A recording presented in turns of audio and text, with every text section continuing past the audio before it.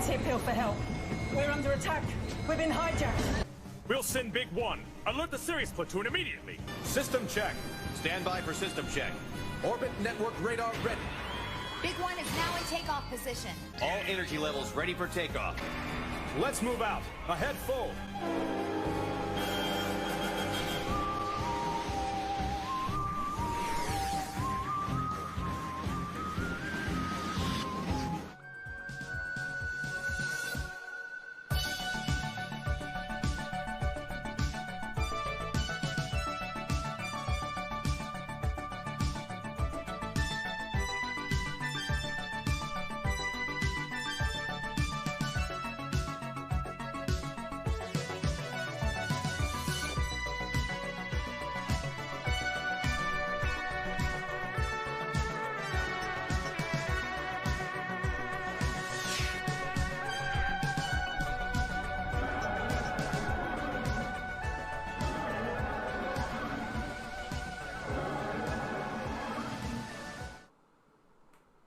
Okay.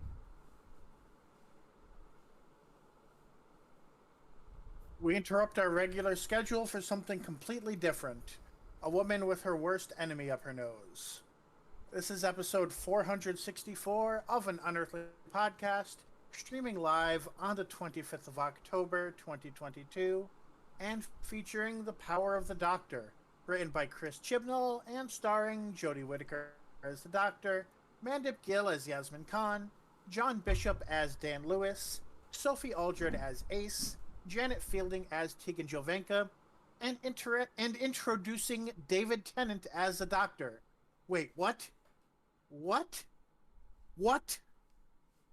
I am Bill Sylvia, the one in black, and I am glad that ERB decided to drop an hour before we started instead of as we were starting. With me are our co-host, Randy Ronson McCulloch.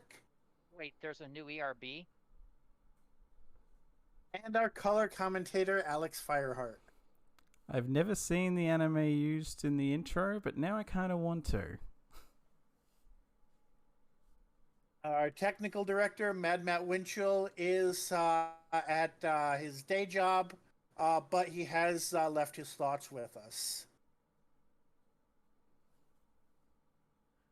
All right. And so, yes, Indiana Jones versus Lara Croft is out now. I'll have to watch that before I go to bed. Because now that I know about it, it'll eat at me. I had just gone to their site like 2 days ago going, is there a new ARB that I missed? No. Yeah, I had just finished making the intro and I got a push notification on my phone. I'm still, well, yeah, my phone's over on the other side of the room, and I've been sitting here for 2 hours rewatching the episode.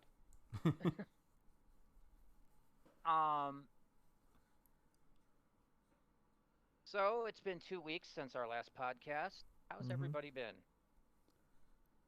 Not too bad. Mainly just marathoning a competition show, which is unusual for me these days, and watching a bunch of the Universal Classic Monster movies. I used to have all of those on VHS.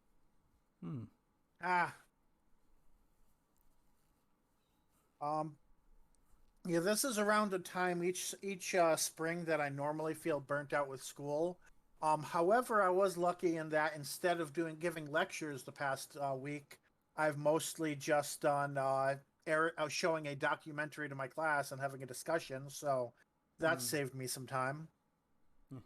Also, I decided that I'm not even going to try to teach in relation to the textbook, and I'm just going to include whatever I feel like it in my lectures, which does make it a whole lot less stressful when I can just focus on what I want to focus on. Yeah. Outside of work, I guess nothing special really. Nothing particularly new. Well, me. As you know, I've been hospitalized for the last Um, Last week, the downtown hospital decided that I had had enough rehabilitation that I could be discharged, and they discharged me to a homeless shelter since I no longer have a home. Mm. This turned out to be a mistake on all levels. And I mean all levels. First of all,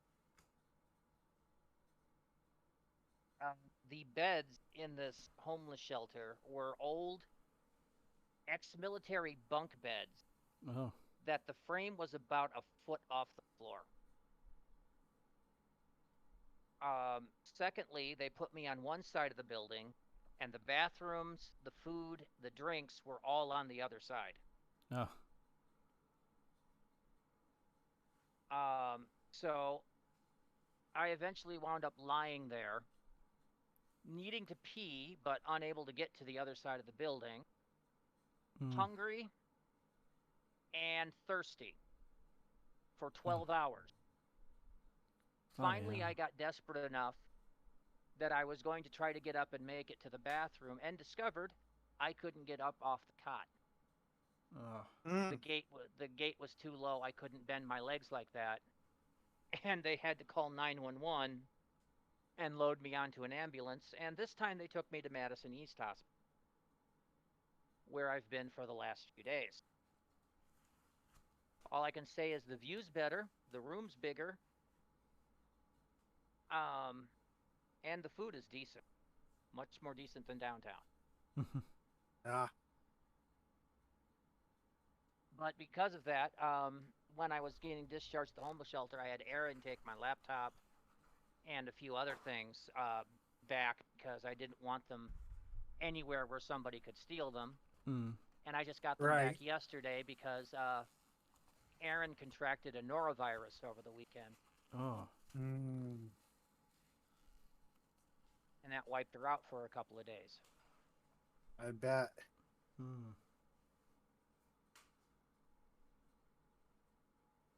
So that's pretty much what's up with me. I guess we should probably move on from the banter and into tonight's show because we have a lot to talk about. Yeah. So on tonight's show, we have birthdays and news as usual. We have a little bit of geek talk, but to be honest, we're trying to keep it light because we could do an entire show with our backlog of geek talk right now. Yeah. And this is not an episode that we're probably gonna have a lot to talk about today. This is not a simple Sarah Jane episode where we're we kind of liked it, but it didn't stand out. No, there's a lot to talk about. Yes, there is. So we'll get to the episode summary. We do have a little bit of historical fact check. And then our episode review, our final thoughts, and our rating. So let's hop right into birthdays, shall we? And yes, once again, I'm back doing birthdays. I feel recovered enough that I can ramble on and on and on and on. Starting with October 14th, we have the birthday of Katie Manning, who of course played Jo Grant Jones from 71 to 73, and again in 2010, and just in this very special, she turned 76. The 15th, we have the birthday of Nakuti Gatwa, the 15th Doctor. Yes, you heard me, the 15th Doctor. We'll discuss that in a little bit. He turned 30. 17th saw the birthday of Mark Gatiss, writer from 2005 to 2016. Very much the target of some of our hate. He turned 56. The 19th was the birthday of Michael Gambon, who played Sardic in A Christmas Carol, but is probably better known as the second actor to play Dumbledore in the Harry Potter series. He turned 82. The 20th is the birthday of Anna Keith Wills, who played Polly from 66 to 67, turned 81. Next, on the 21st, we had Peter Moffat, the director, from 81 to 86, would have been 99, but died in 2007 at the age of 84. And finally, the 22nd saw the birthday of Sir Derek Jacobi, who played Professor Yana and aka the Master back in 2007. He turned 84. Anna K. Wills is one of the few second Doctor companions they could have considered for this episode, although she may be retired at this point. Yeah, I think she retired from acting long ago. I can't remember if they get her to do voices or if they have somebody else that comes in and does it. I know that most of the people. If she does, it's very infrequently. I know that. Yeah. I mean, they got freaking what's his face, Ian Chesterton, and he's been retired for a while.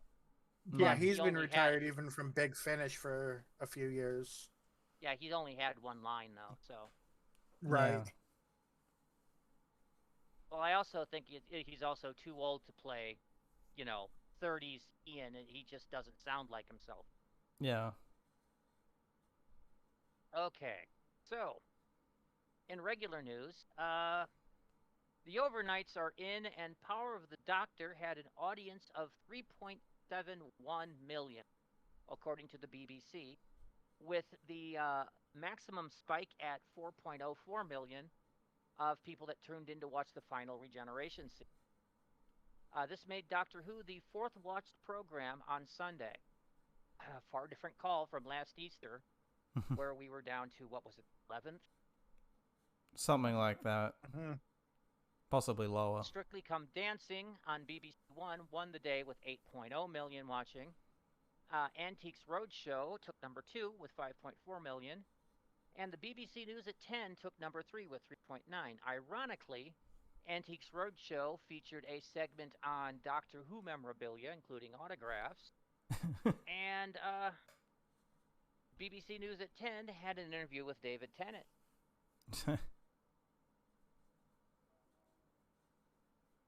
Final figures, of course, will be released by the Barb next week. Will include those who recorded the episode and watched it later.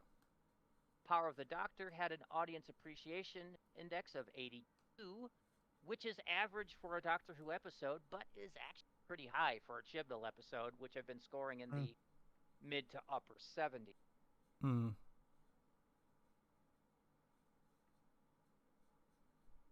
So, moving on. If he was on the news, I can see why they just assumed that everybody already knows when for the social media accounts. Although it would still be nice if they remember that, maybe not everybody in, the other side of the Atlantic watches the BBC News every night. That they remind you that BBC News worldwide, and some of us haven't watched. Yeah, some of us didn't know. Yeah. Anyway, so yes, you heard us. It's official. David Tennant is the 14th Doctor. At the end of the episode, if you haven't seen it, and yes, we're basically spoilering from now on, folks. Jodie Whittaker regenerated into Tennant very confusedly. The BBC has confirmed it, that he will be appearing in 3 specials next year in November before handing the baton to Nakagawa, who is now the 5th Doctor. Okay, so he is confirmed for all 3? Yeah. Yeah, but we don't know how much. Yeah, it says it on the BBC article, so... Right. I mean, that last special could be half Tennant, half Gatwa, or... Right. He could step out of the TARDIS and be shot and go into surgery, and then regenerate and have it be Gatwa for the rest of the episode. Yep. Like they haven't done that before.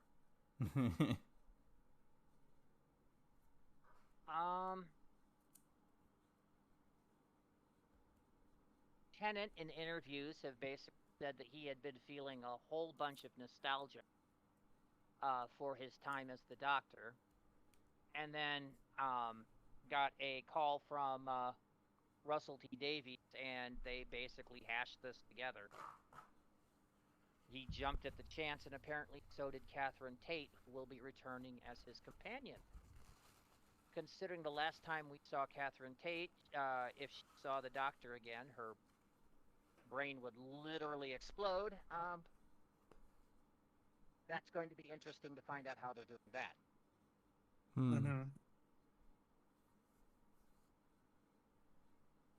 This does keep Banter episodes proceeding in linear order, at least from the Doctor staying, yes, linear and a time travel too. But,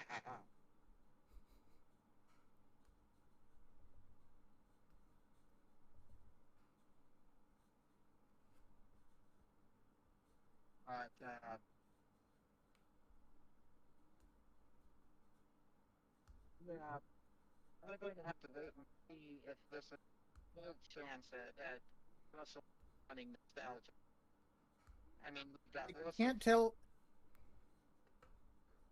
I can't tell if there's an issue on my end, an issue with bandwidth at your end, or an issue with the mic at your end. It's one of those three things.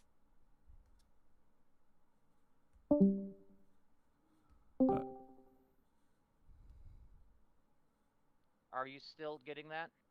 No, that fixed it. Okay. It was just a Discord I'm error. hearing you perfectly clear now. It was just a Discord error. Okay. Yeah, you went a bit Cyberman there. Yeah, well, so did you guys to me. I mean, until I heard until I heard Alex speak up, I'm like, okay, no, it's coming from both of you. That's probably me. Gotcha. And it was actually very Cyberman, which is frightening.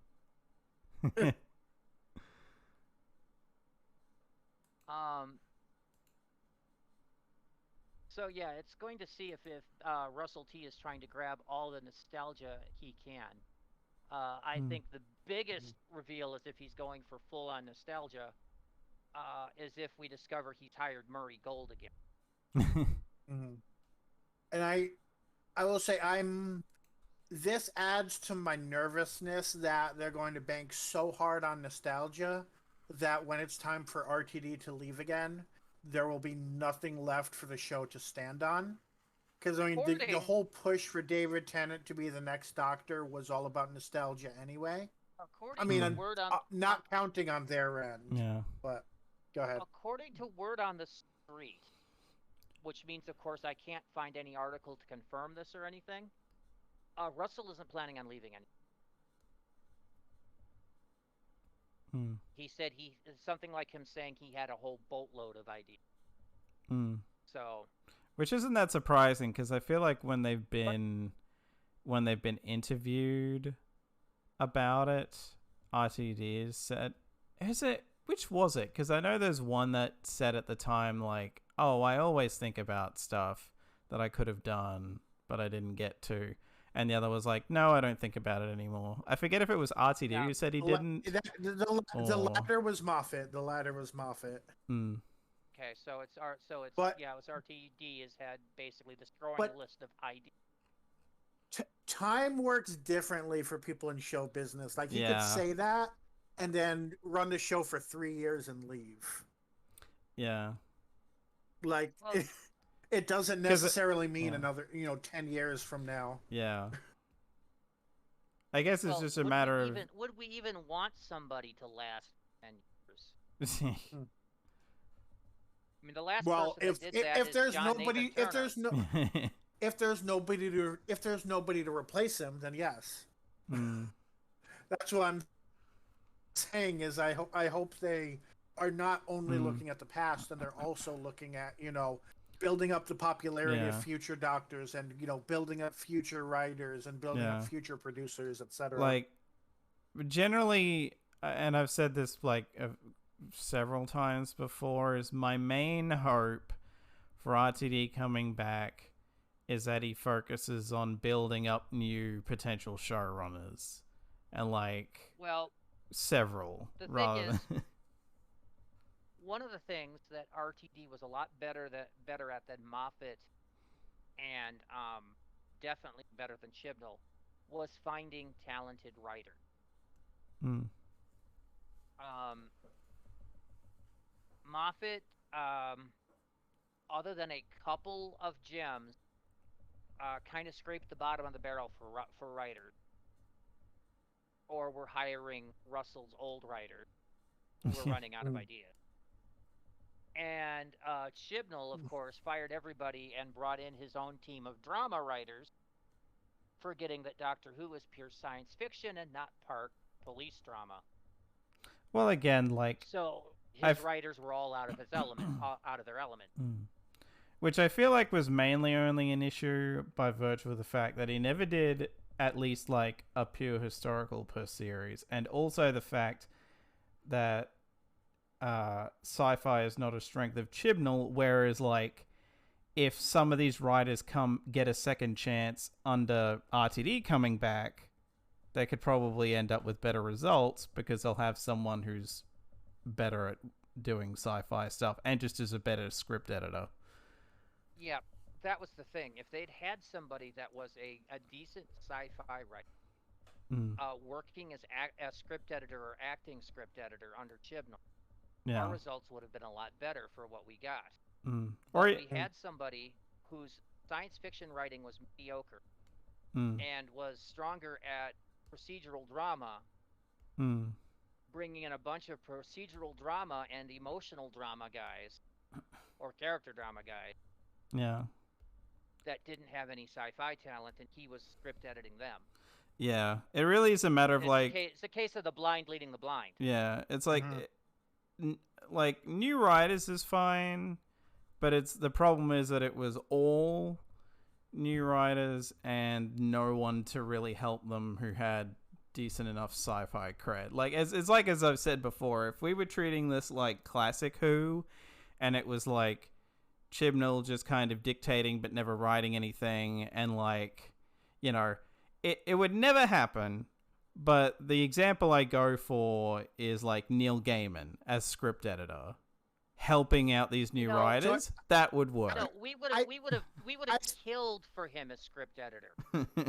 I specifically know once Alex gets to that I specifically know once Alex gets to that paragraph that we are retreading old ground and probably have nothing left to say on this article. Okay, let's move on to the next article then. Matt Smith gave an interview recently, and in which he was comparing the filming of House of the Dragon, his current show, with the filming that went on for Doctor Who, which of course we all know he did for several years, 2010 to what was Wonder which one he spent more time nude.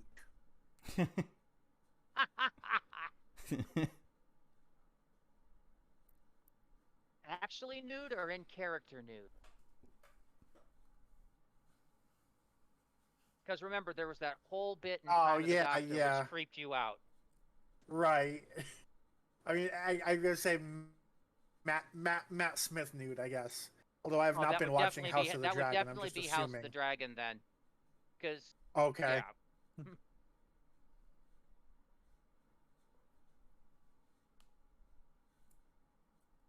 Because Matt Smith only had a couple of creatively nude moments on Doctor.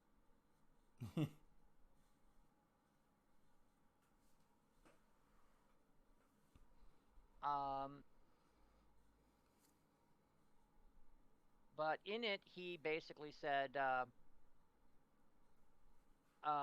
he's quoted as saying, "The pressure that came with Doctor Who is extraordinary. On this, you're sharing it with 10 other actors. Doctor Who is Doctor Who. Hamlet is Hamlet, you know? I was 26 when I was cast, and I don't know if I'll ever feel pressure like that again. In Britain, anyway, the focus on that job is enormous.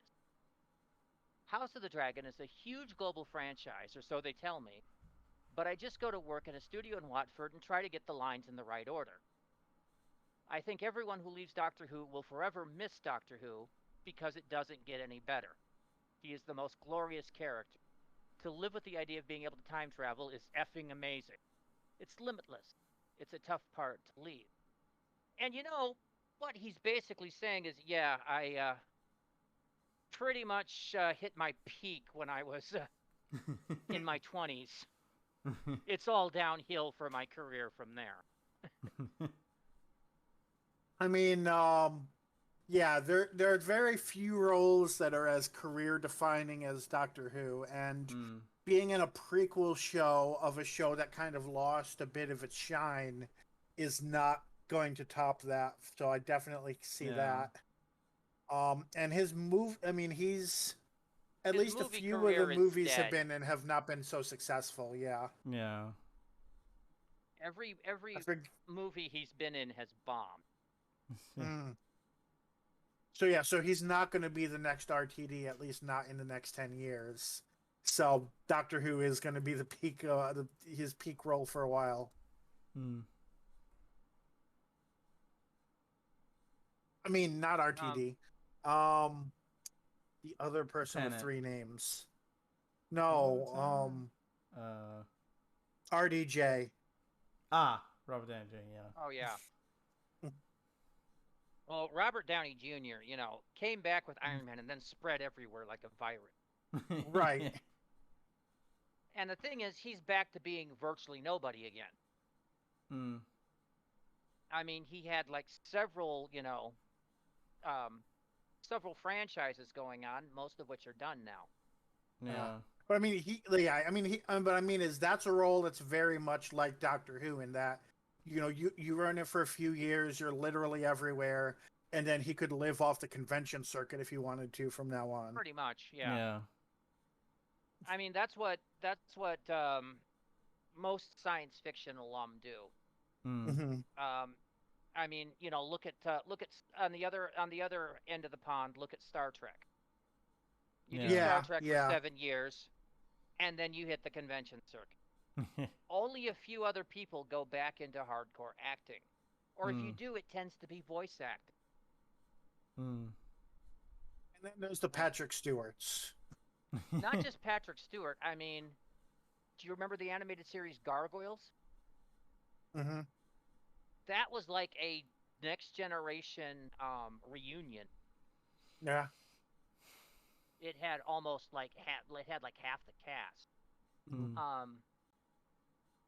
But if you think about it, in big roles, like big TV or movie roles, I don't think I've seen more than 1 or 2 actors and actresses from Star Trek go on to do other things. Right. Scott Bakula did, but he was already coming off Quantum Leap before he went to the Enterprise. Yeah. Kate Mulgrew did. But really, those are like the only 2 I can think of, other than Patrick Stewart being, you know, Charles Xavier. And of course, he's the greatest. He's the greatest example of them all. Yeah.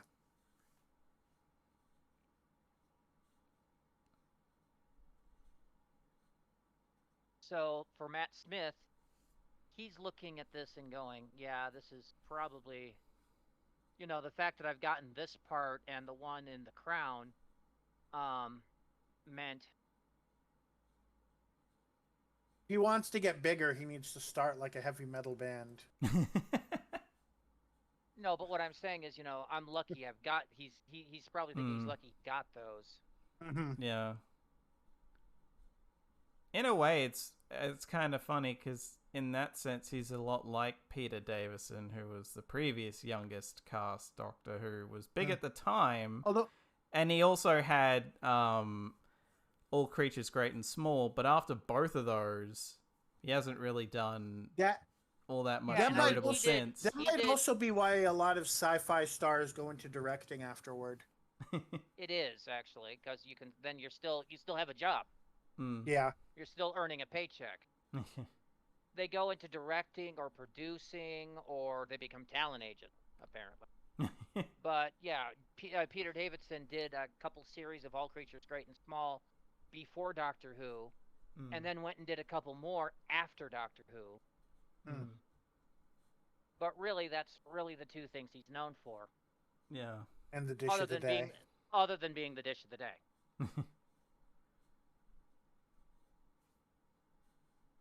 So, yeah, that's pretty much what Matt Smith had to say. We're moving on to merchandise. And normally we don't really cover merchandise anymore. But I just had to include this one on a personal level. Lovarzi has announced a new addition to its range of Doctor Who merchandise, the Seventh Doctor's umbrella. A faithful replica of the Doctor's question mark umbrella has a large 42-inch black canopy across a strong metal frame with fiberglass shaft and handle. The reason I'm including this is this was one prop I wanted desperately as a That's child. the one that was made by a fan, right? According to rumor, I was actually looking to see if I could verify that. Because And I couldn't I'm find any wondering if the person who verification of it. designed this is seeing a penny, or what do they don't call it a penny there? A shilling? I don't know. Pence. It's 1p a pence. Ah. You forget I'm a closet British person. I've actually had a British person confirm that. Of course, that particular British person's actually kind of closet American.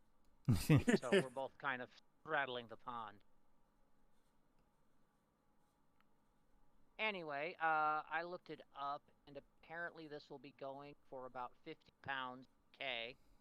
I have no idea what that would cost US because, of course, you would have to pay VAT. Exchange and rates have been shipping. going all over the place. So Yeah.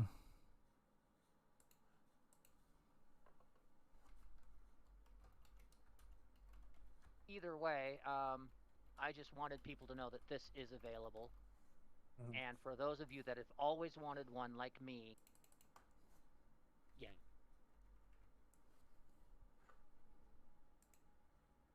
So the other big piece of news is we had listed this as a rumor mill a few weeks ago, and it is now a definite piece of news. Is the BBC has announced a deal with Disney to basically be the new streaming platform for future.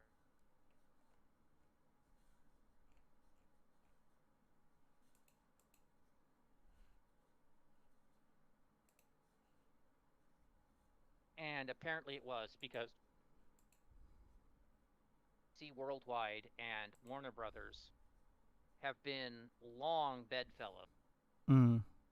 Dating all the way back to when Doctor Who was on chat. So I thought there was no way they would, stick their, turn their back on that particular elite. But Yeah. nope, they've sold out to the higher bidder and gone to Disney. And like this almost, because of like you having explained that before, that almost seemed weird to me at first. And then I remembered the Discovery merger, where they decided that they're gutting both of the streaming services they've got. Oh yeah. And and then I'm like, oh, so the BBC looked at that and went, see ya. Either that or Discovery, which seems to be the one in power over there. Yeah. Right. Looked at the BBC and went, no, thank you. Yeah. Their loss. And so the BBC quickly kind of cozied up to Disney Plus, which is the big fish in the pond. Yeah. I mean, let's face it. I mean, it's bigger than Netflix now. I would say. Yeah. Mm. Yeah. Netflix is so 10 years ago now. Yeah. That and Disney Plus is available in more places than both HBO Max and BritBox and stuff like that. Yeah, I'm really surprised they haven't expanded BritBox. Yeah. That's that I'm seeing, and I don't know how tongue-in-cheek these are. A lot of people are just like, "Oh yeah, so Doctor Who is a Disney property now," and all that makes the companions Disney princesses, and I'm like, I'm sure a lot of it is tongue-in-cheek. But, just to point out, this is not the BBC and Disney merging. This is Yeah. just streaming rights. Yeah, this is just streaming Yeah. rights. Disney is still going to have nothing to do with production of Doctor Who No. or Mm. anything you, like you, that. You are not going to see the Doctor of them talking about a crisis in the TARDIS while Deadpool walks in the background. Yep. No, nor are you going to see the Doctor show up in Kingdom Hearts. You are not going to see the Doctor with a lightsaber. Although I think the Doctor has made unlicensed cameos in Marvel properties before, or at least Oh. IDW ones. Only when Marvel owned the comic right Yeah. to Doctor Who back in the 80s. Mm. Thought it was something when the rights were separate, but it was a visual gag. Oh, So they well, couldn't, like, you know, it was the sort of thing you can't prove, but you can get the wink and nod. Oh yeah, Mm. there was a few shout outs. Yeah. Mhm. Excalibur in particular, being wrote by two British guys, made a lot of tongue-in-cheek Doctor. Mm. Yeah, I can't remember what the comic was. I remember like 5 or 10 years ago just seeing a comic panel where there happened to be a police box and with a blonde girl that looked suspiciously like Billie Piper, you know, just kind of walking around outside of it. Mm. Well, yeah, including a police box in the background. That dates back to not the. I remember there is an issue of Excalibur, which was like from 92, 93, that showed this huge spaceport with all these structures, and if you look, there's a police box right there. Mm.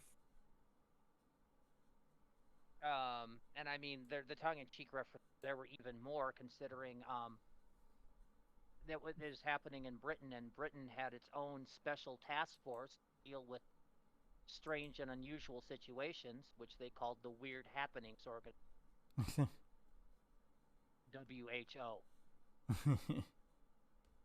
And the scientific advisor for the Weird Happenings Organization was named Alexander Stewart.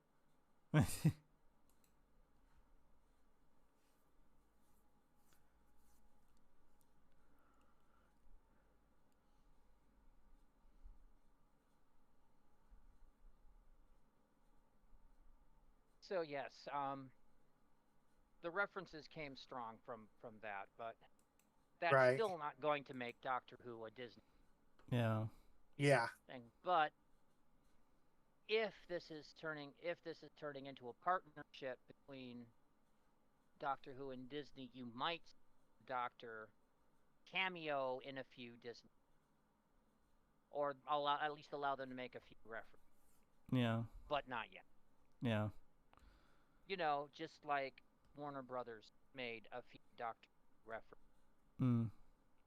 Like in certain Looney Tunes.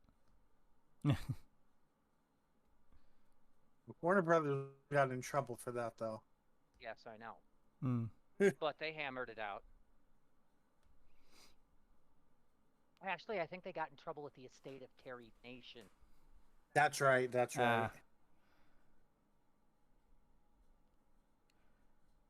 Because the thing is, they don't seem to be specific about, like, they just say that it'll debut on the BBC and Disney Plus in 2023. So I'm like, okay, so does that mean, like, in international markets, it's now just going to go straight to Disney Plus instead of airing on TV? Because they're talking about future episodes, so it's going to be that either it is going to be that they get day after broadcast for the BBC airs it, and then it'll be available on streaming the next,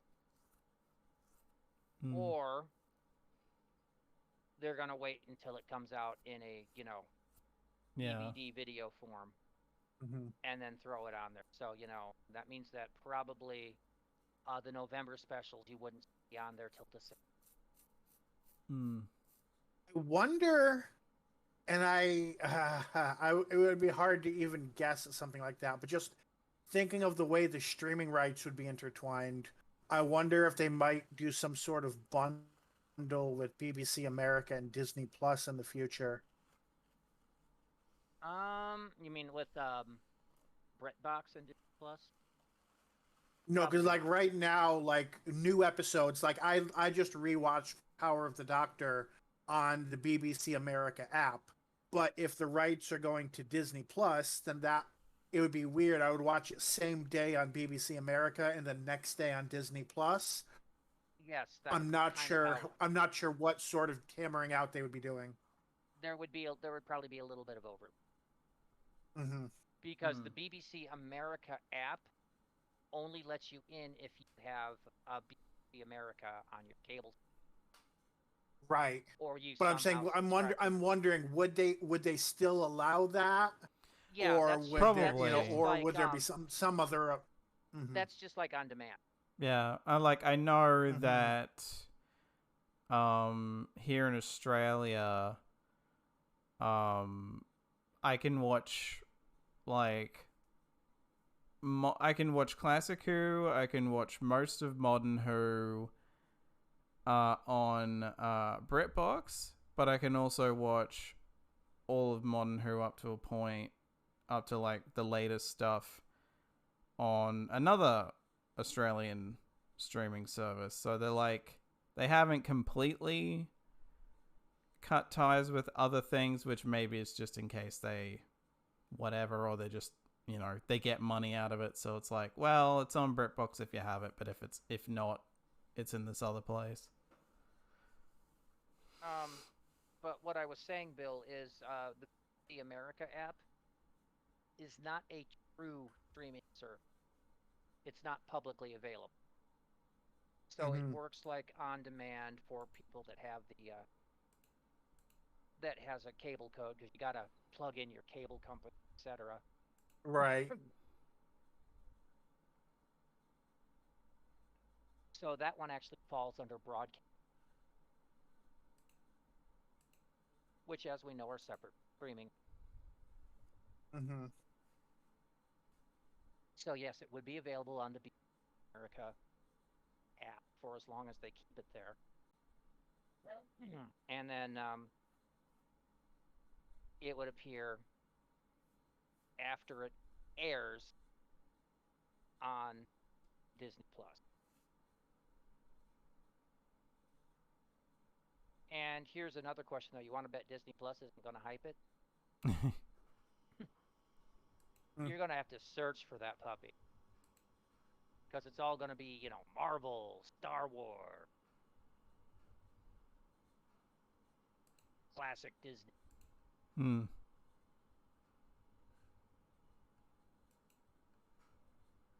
I could see them putting it in the banner during, if it is next day thing, I could see them putting it in the top banner. Maybe. Yeah. If it's at the end of the season, probably not, but I don't know. I feel like Disney being Disney, they would primarily want it next day. And not having people having to wait months to a year. Hoping so. I'm hoping so, because it means I won't have to buy it on Amazon anymore.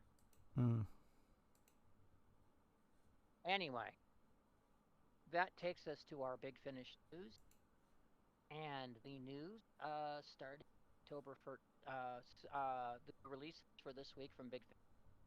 October 13th saw Rose Tyler, The Dimension Otherworld, which features the voices of Billy Piper as Rose Tyler, Camille Coudry as Jackie Tyler, and Mark Bent as Clive Finch. The 18th saw Torchwood SU, written by Ash Darby, and featuring the voices of Naoko Mori as Sato and Gareth David Lloyd as Joan. And finally, today saw the release of Third Doctor Adventures Kaleidoscope, written by Alan Barnes and featuring the voices of Tim Treller as the Doctor, Sadie Miller as Sarah Jane, John Colshaw as the Brigadier, and Garen Howell as the titular Kaleidoscope. So, that is all the news we have. None of that's connected to the centenary, so probably because they don't care about the BBC as much as they do about Doctor Who itself. Yeah. But I guess it only stands out because not long ago they had the Ace Torchwood special, and I think something else with Adult Ace recently. So I think that was the only reason that stands out to me. Right, so we're moving on to talk. First Yep. item is apparently both Bill and myself watched Hulk Attorney at Law on Disney Plus, part of the Marvel cinematic. Oh, Yep. what did you think, Bill? So I thought it was all right. I know I've talked to some. Ultimately, I feel like there were times when they sacrificed drama for comedy. Um, and I'm not sure. It doesn't catch me the way that a lot of MCU shows do. If you're a fan of the sitcom format and you're okay with it not really being part of a bigger story, then I think you'd really enjoy it. But if you're more interested in the linear plot and the drama aspects, then there's a chance it would disappoint you. There's still a little bit there. But like I said, I think they sometimes intentionally sacrificed the chance to be more dramatic and to be more part of the linear plot for the chance to be more comedic. So you really have to keep that in mind going in. Yeah,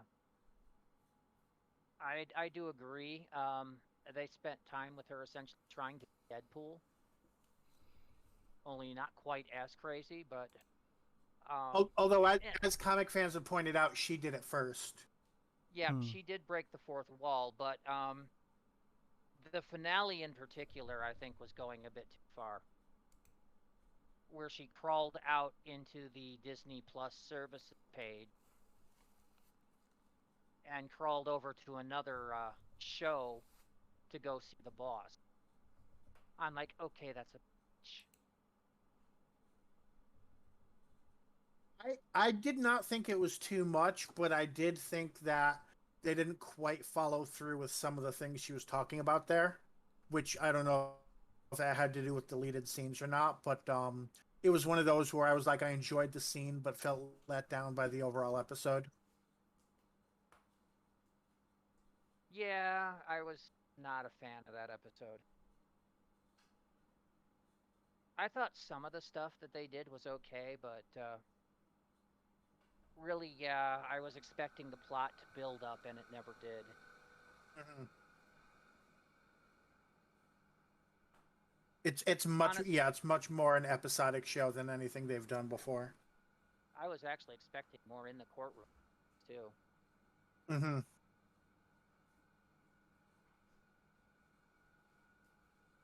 I was wondering about that because I know that the writers said before it even started airing that they realized was not a strength of any of them. They had no experience writing like courtroom drama, like that was not something they hadn't watched some of the shows that people were saying that it might be like uh, Ally McBeal, I think was the name of the show that people were saying they wanted it to be like. They hadn't watched that, so I kind of wondered how much in the courtroom it would be. Although, yeah, I agree, it would have been nice if there was a bit more. So season two hopefully might have something like that. Well, I mean, if you're going to name the subtitle of your show, Attorney at Law, Hmm. you should see some attorney at lying. And Yeah, there yeah, was it more just in the law firm itself than in the courtroom. yeah, I was kind of waiting for the big for the finale to be this huge court case that never happened. Hmm. Which I think links into not directly, but that's part of what left me dissatisfied by the final episode. They set up certain stakes that would have made a lot more sense for a legal argument, and instead kind of hand waved them. Yep. Well, the whole ending was kind of hand waving. Hmm. Is it confirmed that there is going to be a season two? Because Yes, I believe it is 100% confirmed. okay, yeah, I hope it gets better because it was just kind of mediocre. Mind you, the acting of the actress playing She-Hulk, fine. Yep. And she's doing okay. The CGI on She-Hulk, but yeah, it's just the writing just seemed to drop the ball. Which I guess is very fitting, given we're talking about the end of Jodie Whittaker's era. I mean, and the thing there is, like, I know some people who, like, it's their favorite MCU show ever. But I having talked to them, we placed we had different stakes, different things that we favored in the show. And I've spoken to other, I've seen other people in that same conversation that agreed completely with what you and I just said. But people who only cared about, did they do the She-Hulk character justice? Was it written as, was the comedy written all right? Did they, not screw up any characters? Completely loved the show, probably 10 out of 10. But it was not to that level for me. Maybe more like, I don't know, 7 out of 10, maybe? Be actually 6, so. Like I said, it just lacked build. Like they established, yes, I'm She-Hulk, or I'm She-Hulk. I got blood from my cousin, so now I'm a Hulk, and I do law, and then they just let it drift. Yeah, that's what I mean. It's completely episodic. If you're looking for a building story, you're going to be disappointed for sure. Yeah, they should have done it episodic, not. They should have done it, just individual bite rather than a episode or a serial style. Yeah. They should have done it as an episodic show instead of it.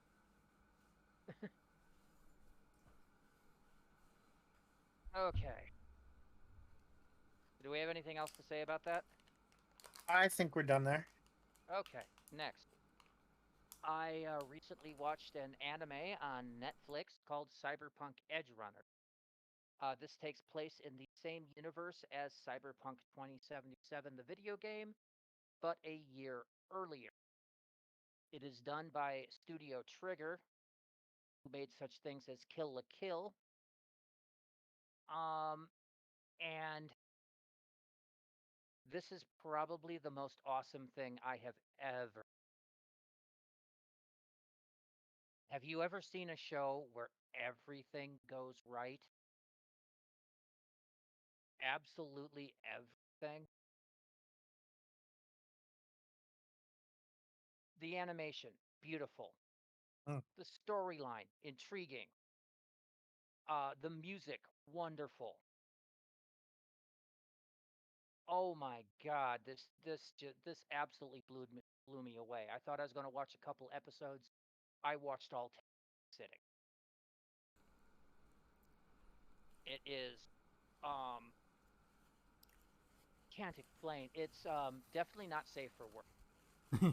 There's some nudity in there. There's a lot of sexual reference, and there's blood, guts, eyeballs that explode all over the place. In some of the gorier, which are at least once per episode. But that does fit the gritty cyberpunk world. This is definitely a must. Recently, there was a lot of rave about another they had on Netflix, Arcane, I believe it was called. That was based on the League of Legends franchise. This is as good or better than that. Yeah. So if you've got Netflix, it's definitely worth a few hours. Yeah, it's funny. Like, Is it connected to the Cyberpunk game at all, or? Only in the fact that it's in the same city in the same. Okay. I mean, it's taking place the year before, and it doesn't really spoil or anything. There is one character from that appears in the anime that also appears in 2077. but a lot of the cityscape is exactly as you see it in the game. See certain locations and you know right where it is if you played there. Ah, They recently did add a patch to 2077 that included some of the locations from Edgerunners that weren't already in the game, and a few of the characters, like weapons and stuff.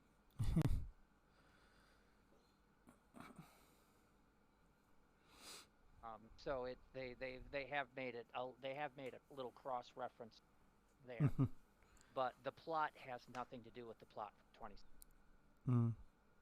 It's another story in the same.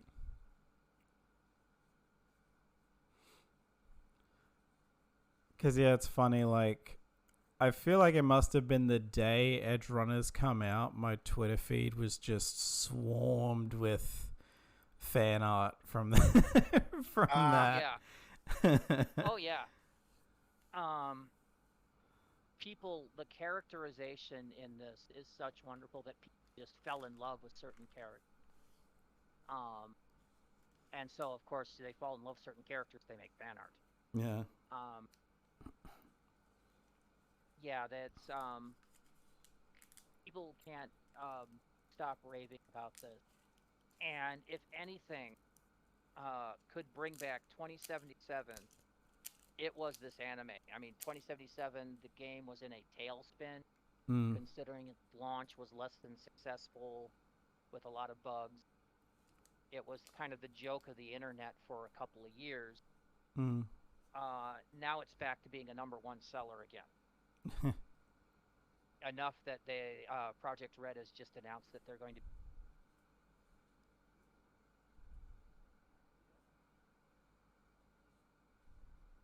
So yeah, this the end of your sentence cut off. That they're now going to be making. Can you hear me? I heard they're now going to be making a sequel. So yeah, this basically saved the Cyberpunk franchise by just the sheer level of awesomeness. Even if you aren't a Cyberpunk fan like I am, you should probably watch it. You might wind up so after. I mean, I know plenty of the people I know that have been either talking about it or sharing tons of fan art have been people who did not bother with the game at all, but seem to like the show, so... You might be picking up the game now. Especially if it's all the bugs and stuff are fixed. They're mostly, I mean, no game is ever completely bug-free. But it's at least... if it's game-breaking bug-free. Yeah, pretty much. Anyway, Bill? All right, yes. So Archer season 13 ended recently. So this season was unique in the history of the show because Jessica Walter, who played Mallory Archer, died during production of season 12. So this is the first season with such a major cast change, and is spends some of the time dealing with with her lack of being there. At the end of season 12, the agency was sold out to a competitor. So they spend this season kind of dealing with what the hell does that mean? What does it mean for the leadership? What does it mean for their character interactions? Otherwise, kind of same old. It's a lot like the recent seasons since they became or maybe it was just one or two, however long it's been since Archer got out of the coma and they became a spy agency again. I still like the earliest seasons back when they were ISIS better, but it's definitely not bad, and it continues the ongoing plot, so that automatically makes it better than the non sequitur seasons for me. So yeah, if you enjoyed watching Archer before this, then season 13 is probably going to be pretty much more of the same, unless Mallory was your favorite character. All right. And I think that's all I have to say. Okay. So I have taken the time while I'm in the hospital to catch up on my movie. And one of the ones I watched was Warner Brothers' The Batman, kind of the standalone Batman film they did, and it wasn't that good. You expect a Batman movie to be more action. This one, you're basically watching Batman the Detective. And if you're watching Batman the Detective, you're expecting war, not procedural. And this kind of was. Mm-hmm. So, it's had its noir moments too, because there was the time with like the Batman voiceover. But still, it just wasn't that. Just kind of watch Batman seem to stagger blindly from situation to situation. Ah. Answering all the riddles like within seconds, because the bad guy was the Riddler. And I don't know, it just didn't feel right. Something felt off.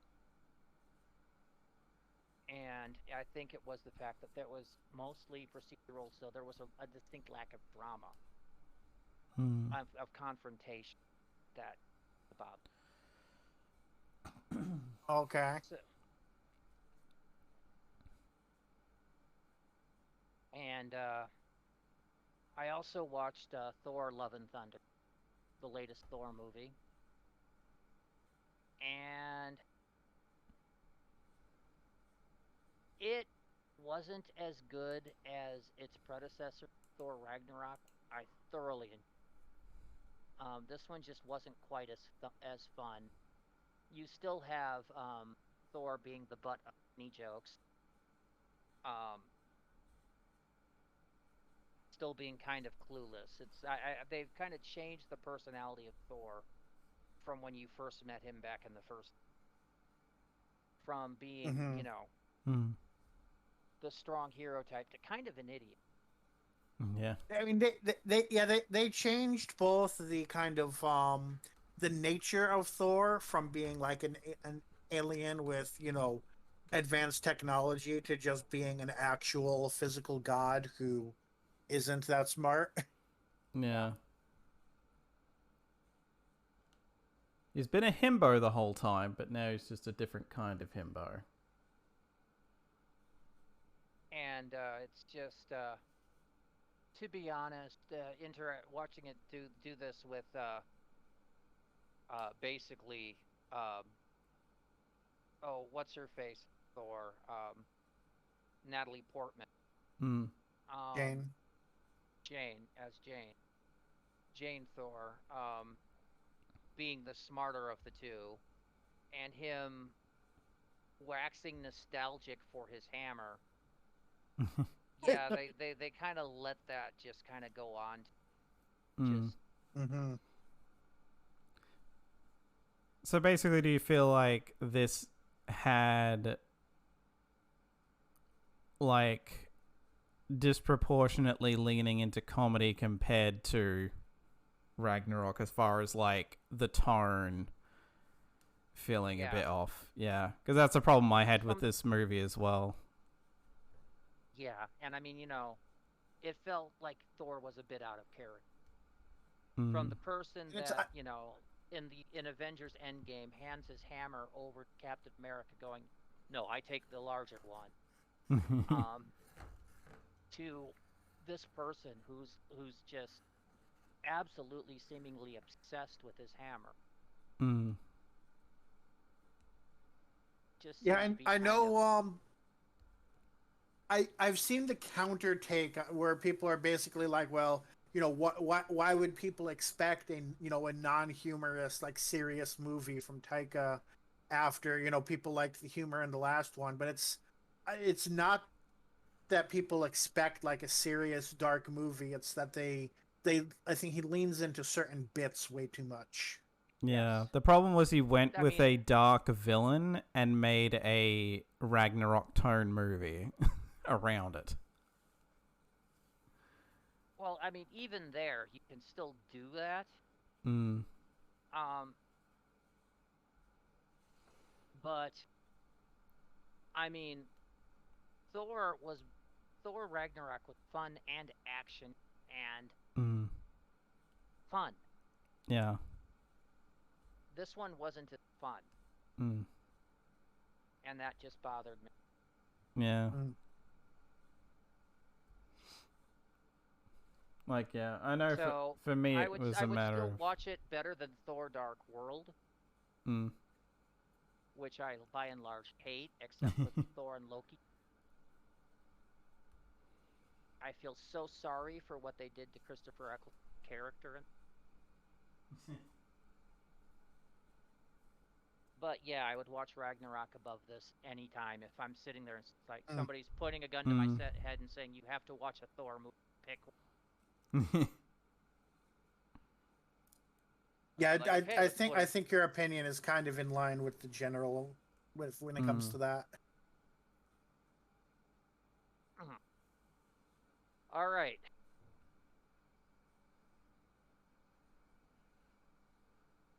So I think we're done with Geek Talk. Okay. Do you need a glass of water before going on to the summary? I'm taking a few sips, yes. Okay. I have my sippy cup of doom right here. And I will scroll up to Matt's notes. All right, tell me when you're ready. Oh, yes. Somebody's gonna somebody needs to put up a stopwatch. It can't be me. I've got a stopwatch ready. I don't know if Alex is planning to put one up. Just a sec. Okay. Okay. All right. Want to give him a countdown then? 3, 2, 1, go.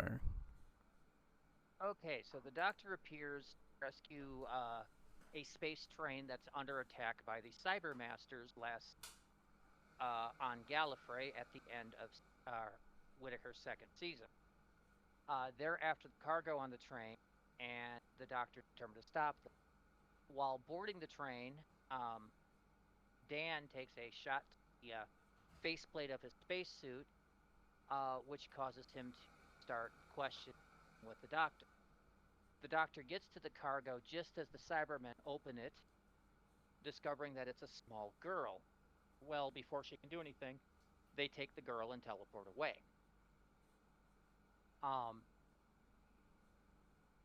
The Doctor then proceeds to, since the train is now secure, the Doctor takes Dan to a date he's supposed to be having, at which point Dan says, nah, I'm off at this point, I'm done, and leaves the Doctor. Yes.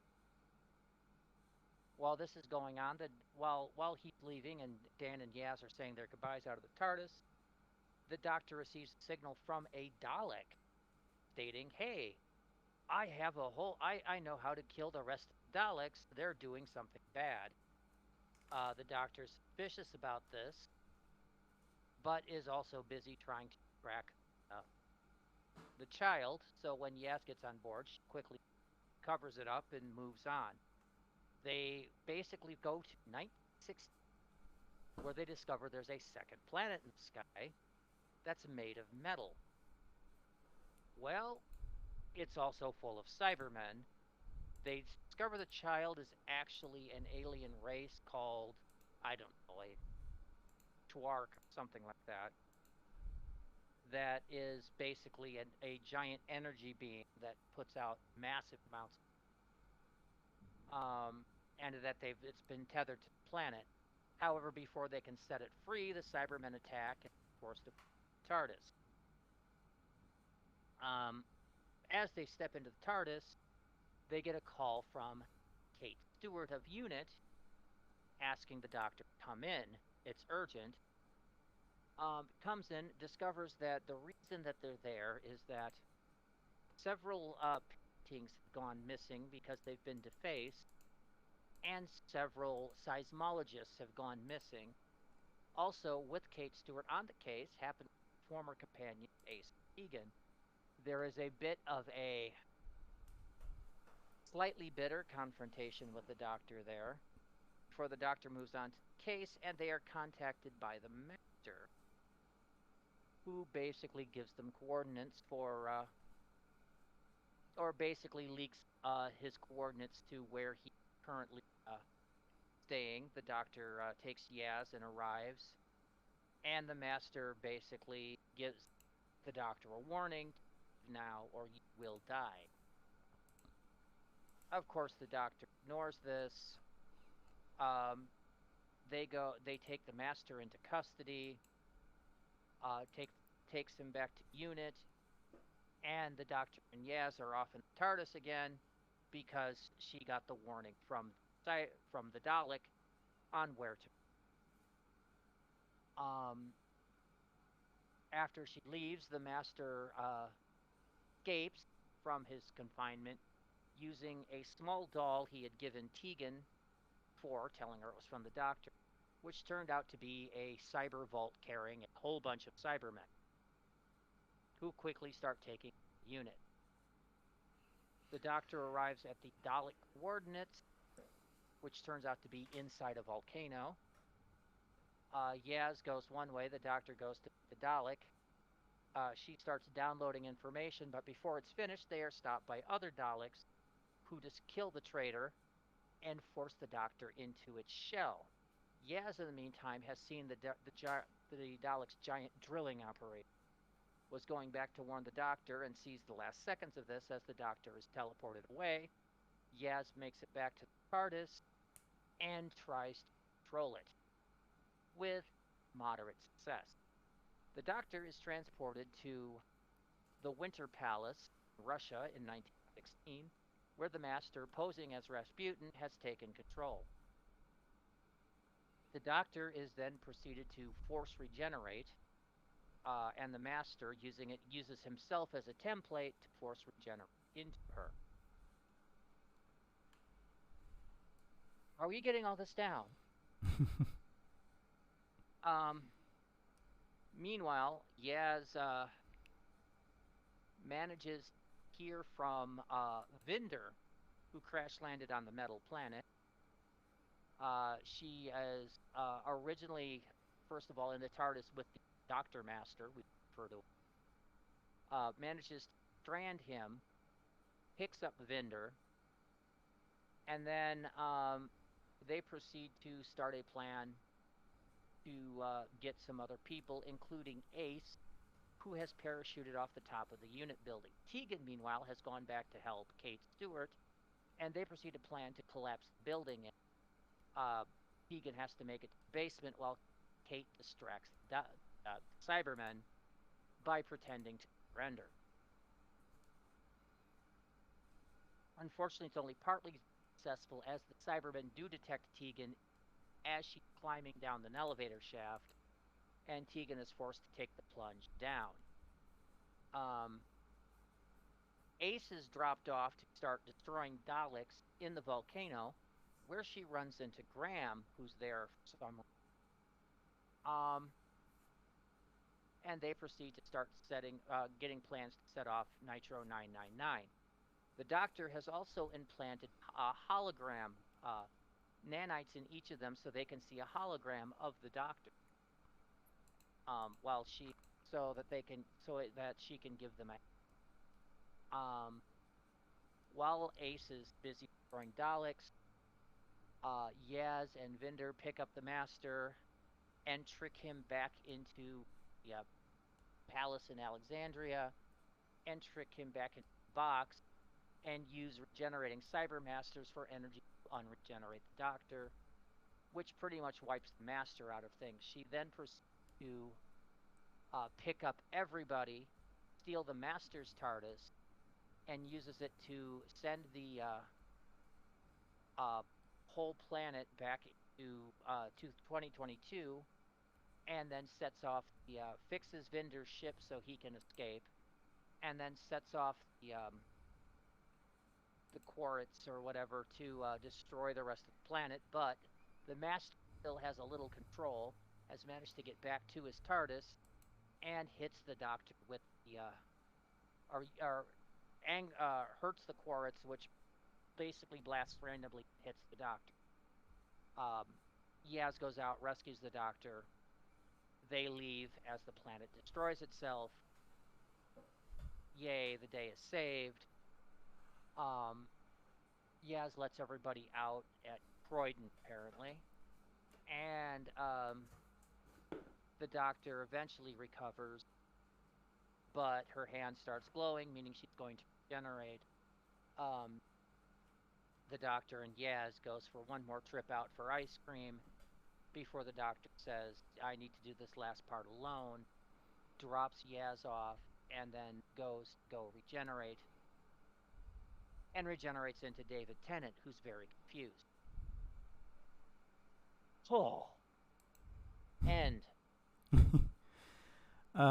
You did that in 8 minutes 35 seconds.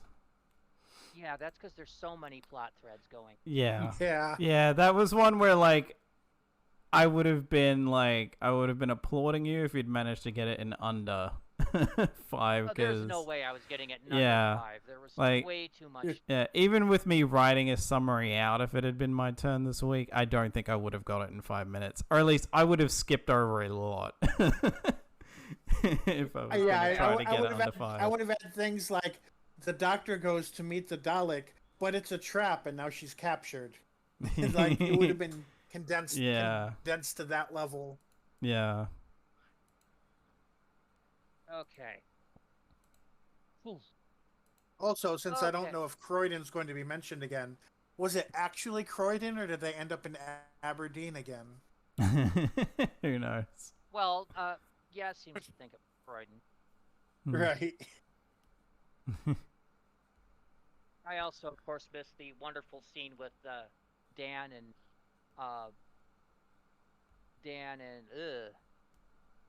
Graham and the other companion in the group therapy.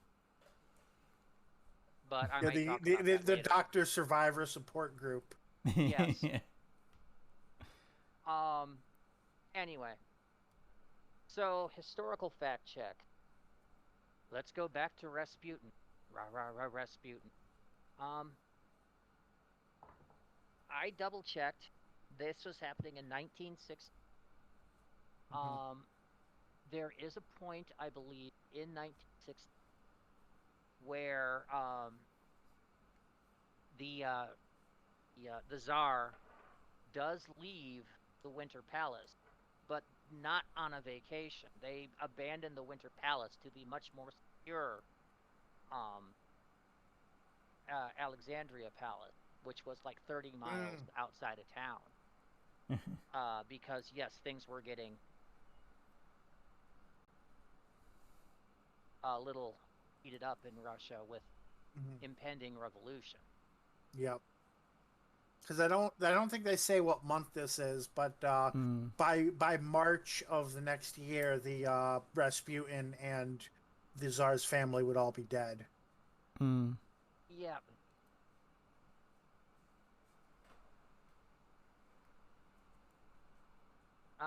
Actually, oh, that's right. I don't think they were killed in the revolution itself, were they?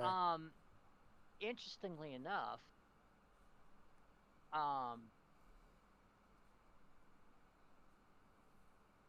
most of 1916, Tsar Nicholas wasn't even at the Winter Palace. He was at Stavka. Yeah. Which was the field headquarters.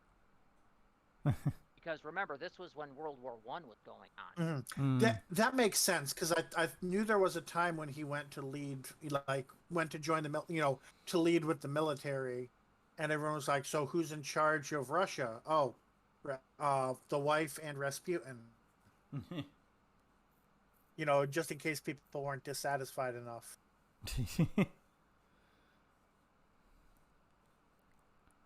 So, yeah, him hypnotizing the Tsar to go on vacation is a little against timeline. I mean, yes, Rasputin was there. When was Rasputin killed? Because I can't remember if it was 16 or 17. Oh, December of 16. Yeah, okay. So let's, before the revolution. Oh, okay. Yeah, it was the end of that year. And I mean, they found his body, you know, with a bullet to the forehead, among other Yep. things. He was poisoned, shot, and drowned, and they concluded that drowning There was the was- actual cause of death. Actually, there's no evidence of that. Well, I think it's because, or it might. I think that might just be because water made it into the lungs, so they assumed he was breathing. But Yeah, I because- don't know more. I don't know more details though. I know that there was no evidence of poison. Um,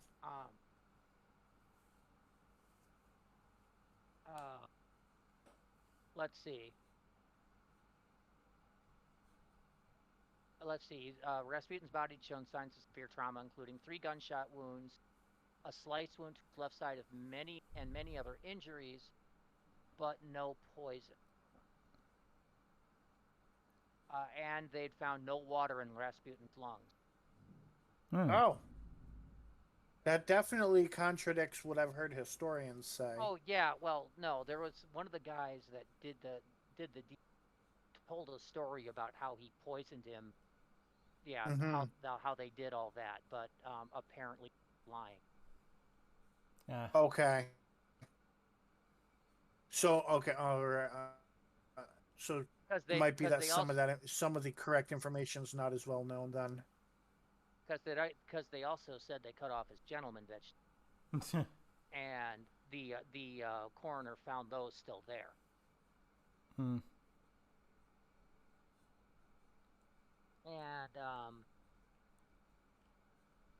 yeah, the Tsar was forced to abdicate in March of 7. So this would have had to have been like October. Yeah, I think it was October 19th.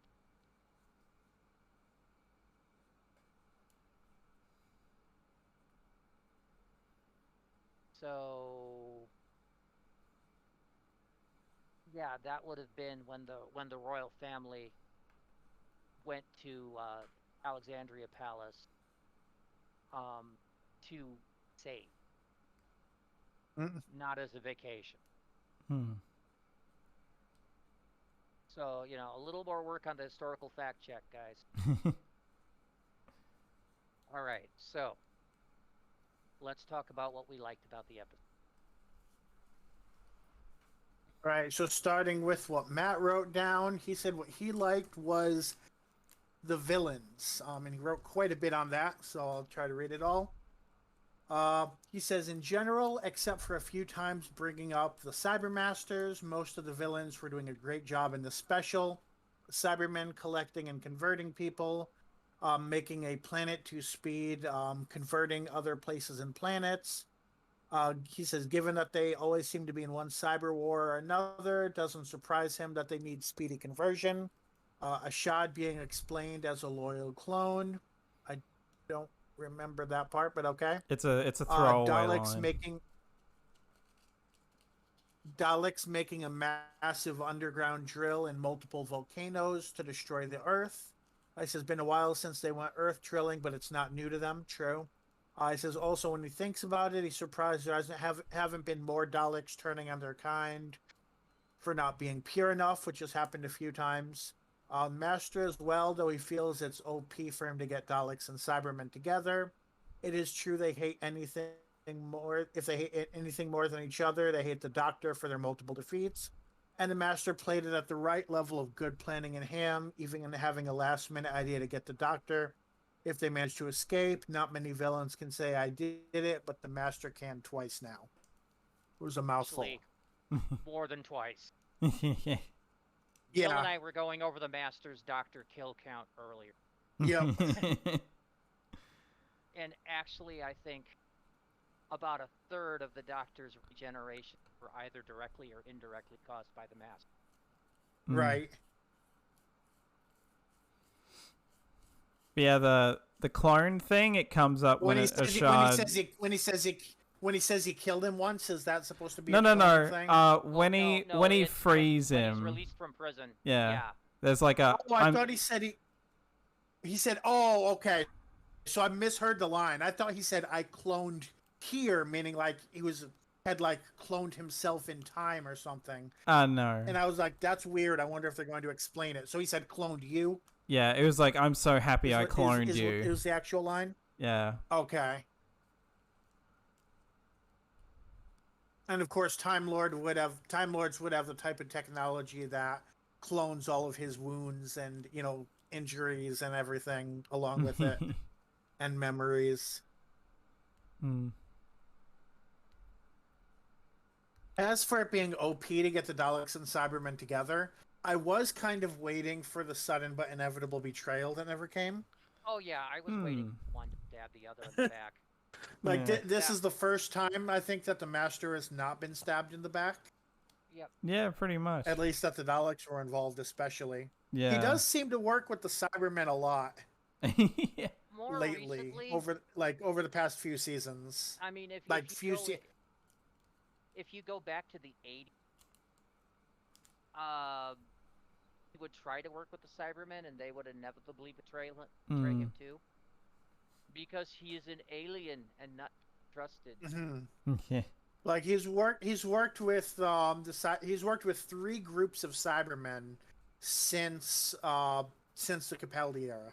Yeah. Well, he/she, because Yeah. the pronouns have changed a couple times. Well, this is still the same group of Cybermen working with that. I will say. Well, so two groups over 3 first stories. there were the ones that were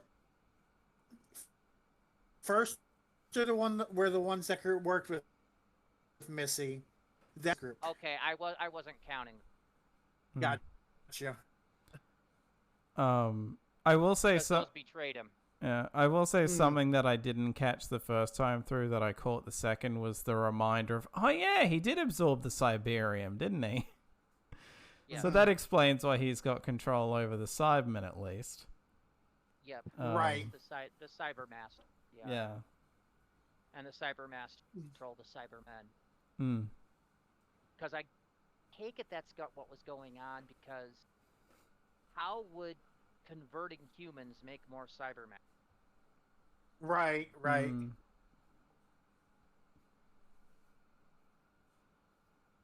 Unless they've developed something. I was a little confused on that on the first watch through. That was Bill and I were trading spoilers notes while we were both watching on America, and that was the question I postulated. Although the genetic material could have been kind of distributed.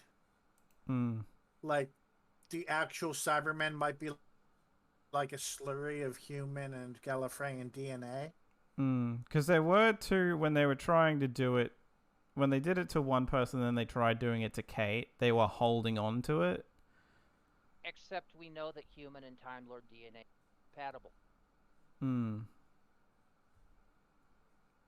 AKA what happened to Donna. Yeah. That was because of the effect on her mind, which the cyber programming overrides the mind anyway, and they only needed enough DNA to allow them to regenerate. Or I guess it would really just be the Artron energy then, which is connected to the DNA but not the same.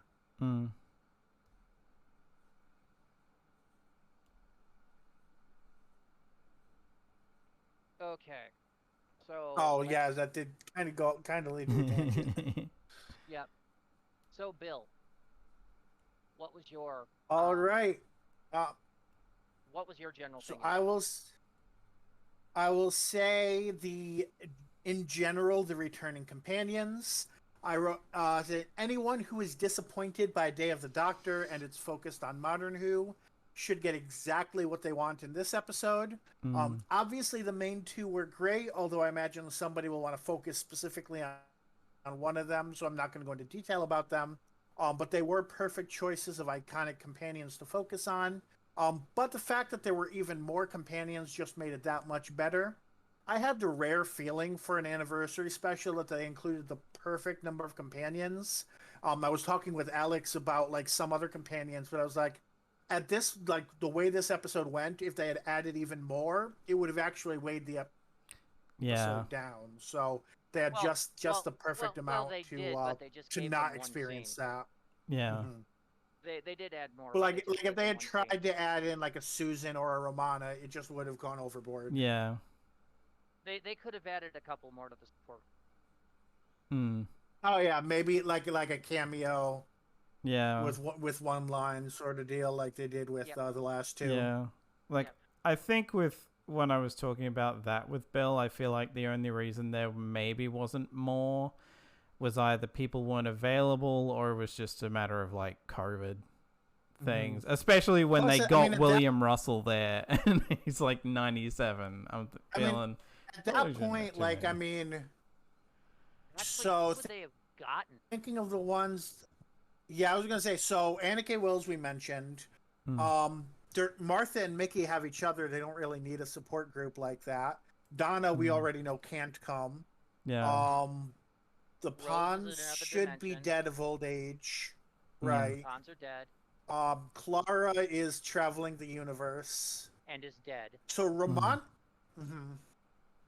is dead and not dead at the same.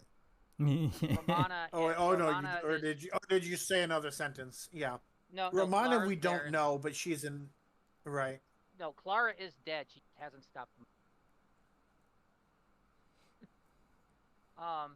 Well, she's in a suspended state of not death. Yeah. She's dead and still moving because of bullshit. Right. But no, let's see. They got Mel. Ace was part of the storyline. Carrie married King Yakarnos and is thus the queen of some world far, far away. Assuming that we don't count RTD's audio special, Nissa's off planet. Yeah, Nissa's off planet. Turlo went back to his own world. Adric died. Yep. Romana possibly died with Gallifrey. Yeah. Or is still in.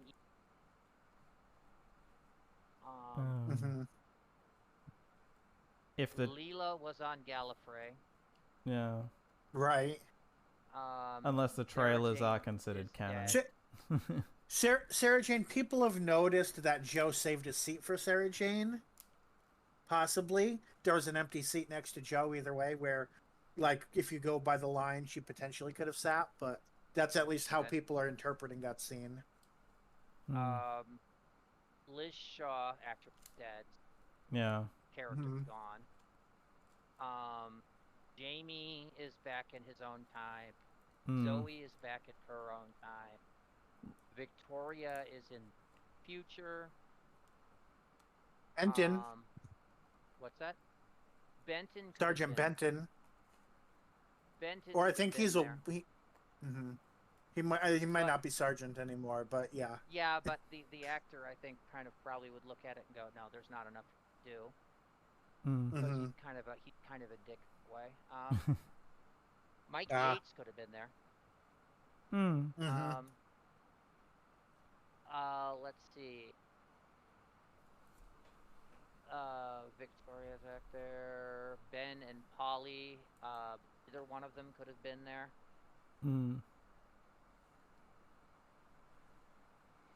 Dodo could have been there. If the actor and actor still alive, not entirely. Right. Yeah.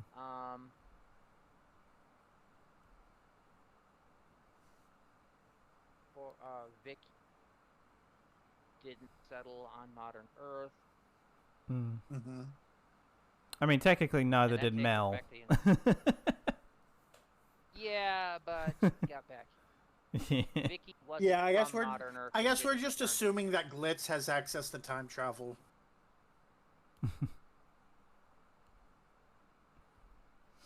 Either that, or she caught, or she hitchhiked.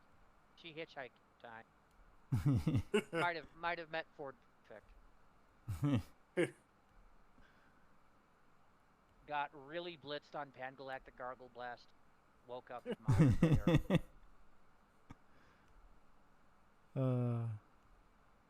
Anyway. So now we're on to what? Alex. Alex was Alex general thing, yes. Ooh. Let's see. God, there's a few, but some of them I'm like, would that technically be more of a scene or I guess just generally I liked that. I'm just thinking if this kind of leans into Bill's a bit, but you know what? I'll go with it anyway. Just like the love for classic that this does give, because none of the ones have since yet. Like none of these specials have really in New Who. It's all been like old Who. What's that? For the most part. So this being very like all the references, the continuity of like stuff that I won't bring up in case it comes up in scenes. You know, but very like, oh, last time I saw you, sort of stuff, and that sort of thing, and like, you know, the support group at the end and all that. It's like, my God, this felt like, it's funny because like I said this to Bill, is like, this feels more like a 60th than the actual 60th might. I don't know, because we don't know yet, because they might throw in classic references in that. We just don't know, but you know, this felt like a 60th. Yeah, I have to agree with you. The thing that I liked the most was the nostalgia and the continuity porn. Because talking about just I mean, occasionally you would get a classic reference, like one in an episode. Like I think the 50th had a picture of all the Doctor's faces on a board, which is referenced to once and then never seen again. And that's about it. Yeah. Here the references are thick and fast. You've got Tegan, you've got Ace, you've got the classic. They Doctor. mentioned Adric a couple times. They mentioned Adric. They mentioned Tegan's Auntie Vanessa. Yeah. Survival. Yes. Last time I saw you, you were part they sort. You know, I was gonna say they sort of included a nod to basically say, no, we're not counting anything from Big Finish. Yeah. Although funny enough, the explanation for one of the references comes from a book that was written by Sophie Aldred. Because we were talking about this when we saw the publicity photos. You know, does Ace just have a random normal bat, or does she still have her Dalek fighting bat? And apparently, in the novel that Sophie Aldred wrote about Ace, you know, like that was not that long ago, mentions that the Seventh Doctor when she left the TARDIS. So I guess that, at least in Sophie Aldred's mind, is why she still has a bat that is strong enough to hurt Daleks. Although apparently, we're going balls to the wall. Spoilers in this. Apparently, Ace and the Doctor left on bad terms. Apparently, Ace got pissed at the Doctor and left. Which I guess think I'm not. Given I know that happened in the novels, didn't it? It might have. I thought in the novels Ace left to go to the Time Lord Academy. Which I think was the original intended exit for her in the show. Well, they kind of followed that in the novel. So, after a few.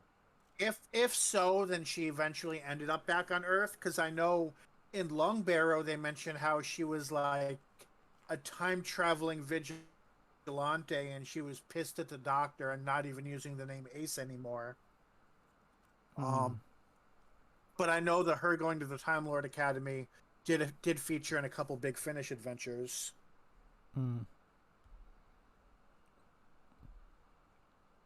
but apparently that didn't happen. But apparently she left, got fed up with the Doctor, and left on modern day Earth. Mm. Either way, it's been a recurring idea that like the Doctor like doing shit like, you know, bringing her to meet her mother as a baby and going to her childhood home and you know, psychologically torturing her, like, was pissing her off. Yeah. Eventually she got fed up with it and it's like, nope. Yeah.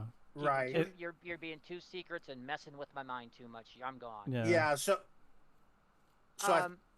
I think they're sticking with that as the reason why she left the TARDIS for this. Mm. And okay, here's another issue I have. These aren't going to be my general, but I'm going to bring it up here. Why was Tegan pissed at the Doctor for not coming back? She chose to leave. Yeah. Basically, that it was like 40 years without a phone call, sort of thing. Probably, yeah. You never call, you never write. Yeah. Because to be fair, Sarah Jane was like nudged out. Yes, she was. She was pretty much. But it was pretty much. Oh, I've got to go someplace. Don't let the door hit your butt on the way out. Yeah. So she had all the rights to be upset. Yeah. Even Sarah Jane got a gift from the Doctor. Tegan didn't get that. Tegan doesn't have a canine. Yeah. Well, Tegan, like I said, she chose to leave. She's just like, it's not fun anymore, Doctor. I'm out. Yeah. Though to be fair, she left the TARDIS before already and then came back, so it was very like clearly if you give her enough time to get over, like not get over it, but you know, like enough time away, then the pull to want to go back will be there. Right. The thing is, now that I'm mentioning, go ahead.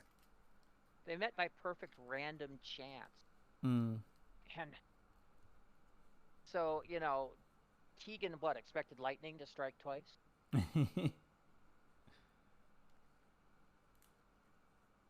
Now that I mentioned K9, this was something I was thinking about with, because of the 7th Doctor's conversation with Ace about, like, blowing things up.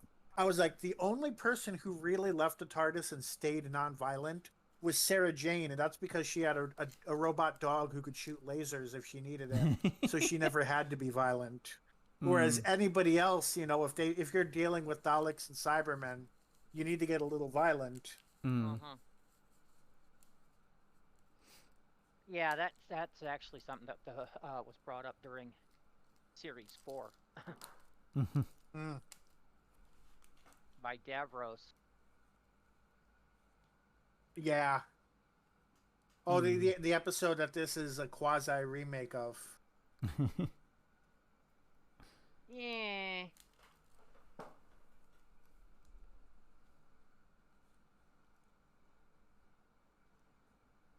Okay. So, things we dislike. Let's deal with Matt's. Yep. So Matt says, constant throwbacks to the Timeless Child. The Cybermen are messed up due to this plot. The Joe Martin Doctor has been a waste and barely used for cameos now. And the Master trying to rob essentially endless regenerations is bullshit and puts way too much of a target on the Doctor. Because who else knows about this and wouldn't try confronting the Doctor at every stop now to try and get more of that regeneration energy? Too many questions and too many weird issues that have messed with continuity, something Chibnall continues to ignore. So basically, Matt hates or dislikes any episode that references the Timeless Child at all. And, you know, you have to expect it in this. This is Chibnall trying to tie up his plot lines as he's stepping out. So, I do agree with him about the Joe Doctor. I do agree that she was a bit of a waste because, yeah, she was big in the one episode, and she's just been cameos ever since. I mean, she was kind of big in Flux. Kind of, sort of, but still, could have done without it. Yeah. she was kind of this. I mean, big Flux dangling was plot kind of a thread. mess anyway, but Yeah, she's been kind of this big dangling plot thread that went nowhere. I did think we would tie more into her plot line with this special, which I'm okay that we didn't, in the sense that it's a better episode than it probably would have been. But it does kind of leave that still really open. Yeah. In terms of Matt mentioned the Doctor like doing this to steal the regenerations. That thought hadn't even occurred to me until I read Matt's thoughts. I thought it was just more like, this is the only way that I know for sure that the Doctor is dead, is if I take over the Doctor's body. And that was the only motive that I read into it myself, but it does kind of make sense now that he says it. The Master never says anything like that. Yeah. I'm going to regenerate into you so I can ruin the reputation of the Doctor, and I will be talking about that on my turn. Okay.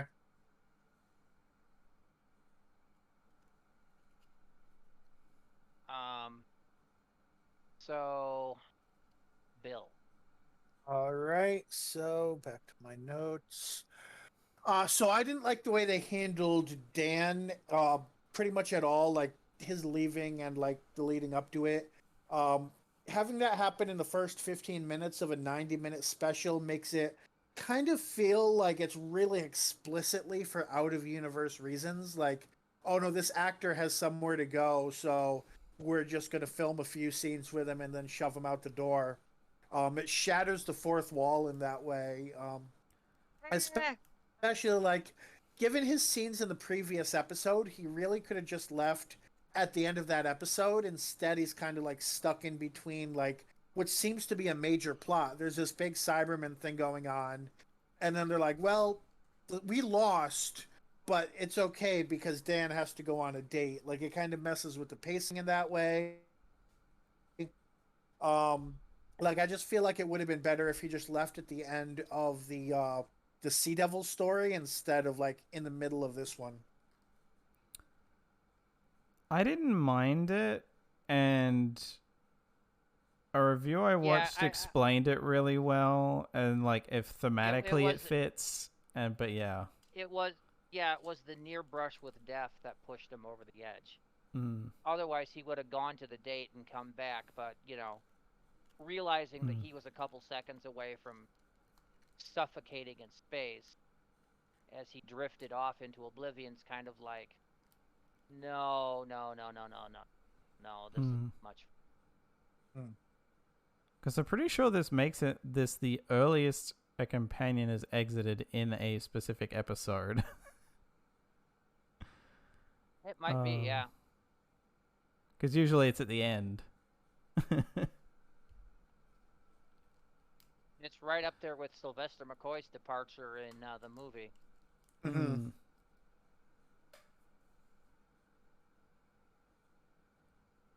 Unless you count, I guess Classic Who's kind of weird because it could be at the end of an episode and early in the serial, but Katarina, she died in like halfway through the episode 1 of 12.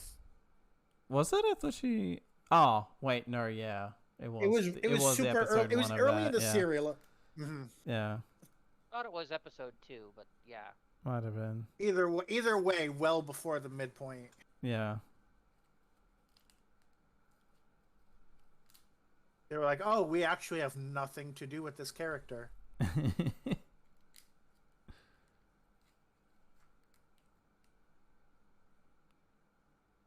Yeah, I feel like ultimately I was just glad of it because, like, oh my god. Chibnall, between this and what happens with Yaz, Chibnall is 4 for 4. No dead companions, no fake out deaths. They all get to leave. Would have been interesting, I guess, if they had tied Dan's departure in kind of more explicitly to, like, Tegan's departure. I mean, it is similar. Yeah. Right. Yeah, it's... I mean, there's similarities, but I don't think there's enough to justify putting it there, personally.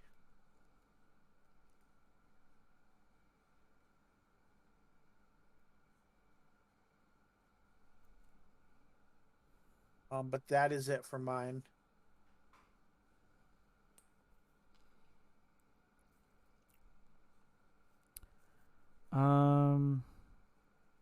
As far as mine goes, let's see.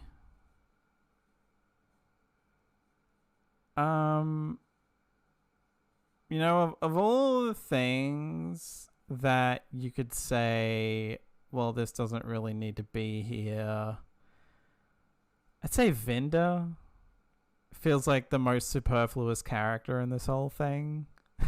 Oh, I highly agree. He really is just kind of, and I'm here too. Yeah, he's almost a cameo. Yeah. Because he shows up for like 3 scenes. And like the only thing he really ultimately does that a straight up companion, at least in New Who, can't really get away with is shooting the Master. Like that's basically all he exists to do. That's what I'm wondering if he was put in there because they needed somebody with a gun. Because it's even his explanation for being in the episode doesn't really make sense because he's there to chase down the same thing that the Doctor is there for, like the little girl that was stolen off the train and was actually a jellyfish. He's there to chase that down. So like, if he's there to chase that down, then he knows the Doctor's there. But he's clearly surprised that the Doctor is there. So I don't quite get what he was doing. Brief. Like, is he part of the space cops now? Like the time traveling space cops? Because this is 1916. And like, you know what? What actually really bugs me now thinking about it that never occurred to me until like as we're talking about this now, it should have been Yaz that shot him. Because that would have been a character thing for her and a reason for her to leave the TARDIS. Other than just, I need to do this on my own now. Is that could have been a thing of like the Master was basically taunting her. It's like, you're not going to do it. Or actually having her go through with it. It would have also been fun of having Kate Stewart. Yeah. Kate is definitely another character that could have worked for. Oh, you know what? Right. Honestly, have we even in a 5 rounds rapid scene with her yet? Don't think so. No. And she would have been able to get him back for the "your father was an idiot" line. Yeah. Honestly, even Tegan I could kind of buy because of some of the baggage. It's like, you know, there are characters that are like already in that are more integral to the story that could have done that. And it working. Like if they didn't want to give it to Yaz, they could have given it to Tegan, they could have given it to Kate. Really, I could honestly see Ace doing it, but I guess Ace is more of an explosives. Also, I just realized, like, if they didn't know the Master was involved, then Vinder probably should have been expecting to show up and immediately be murdered by Cybermen. Or converted.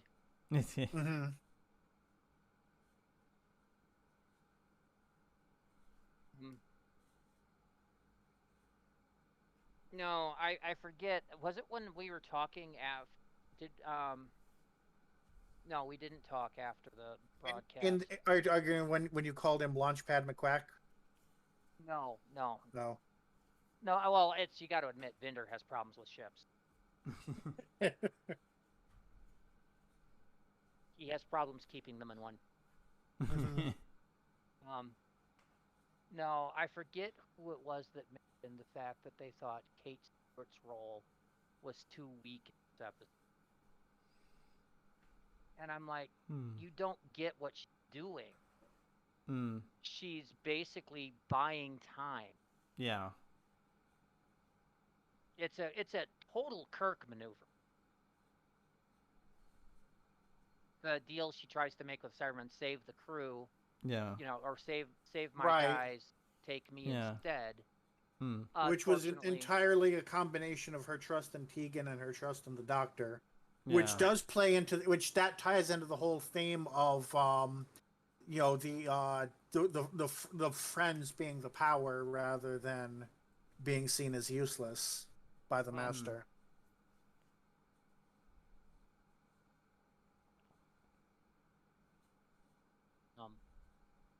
But yeah, it was basically her self-sacrificing to try to buy enough time for them to finish the roles. I got that.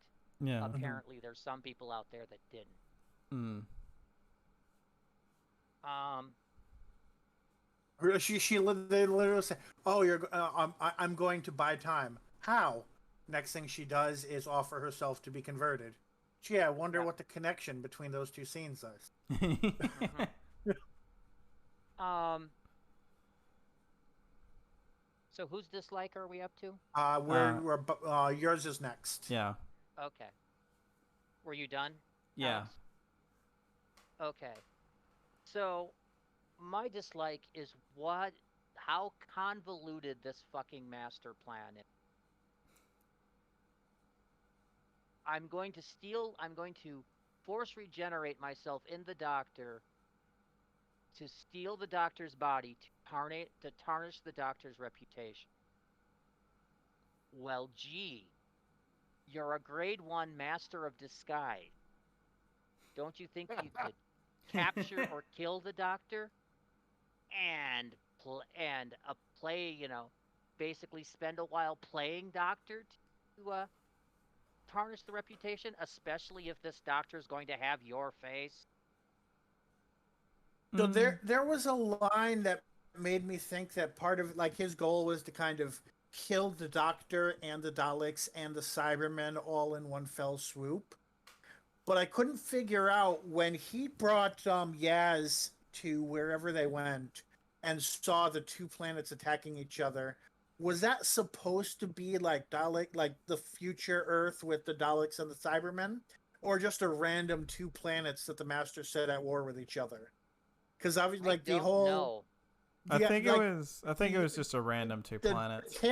The camera drone being on the moon or whatever makes it really less likely that it was Earth, but otherwise I can't figure out why it was there if not, unless it was just an excuse to make the Doctor look bad. But I'm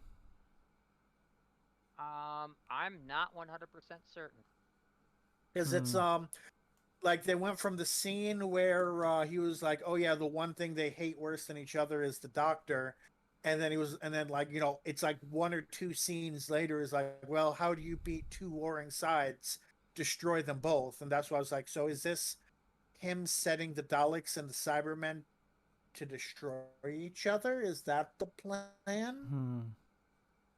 Maybe, but yeah, that was a bit weird because there's no even throwaway line to say what the planets are.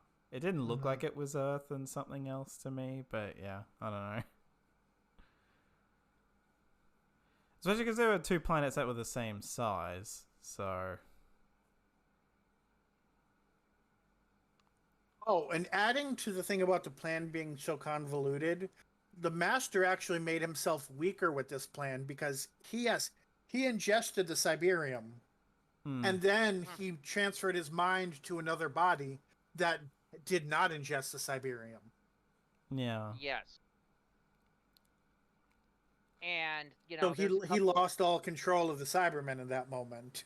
Yeah, the plot the whole plan makes no sense, and there's a lot easier ways of trying to accomplish what he's trying to accomplish than the way he's doing it.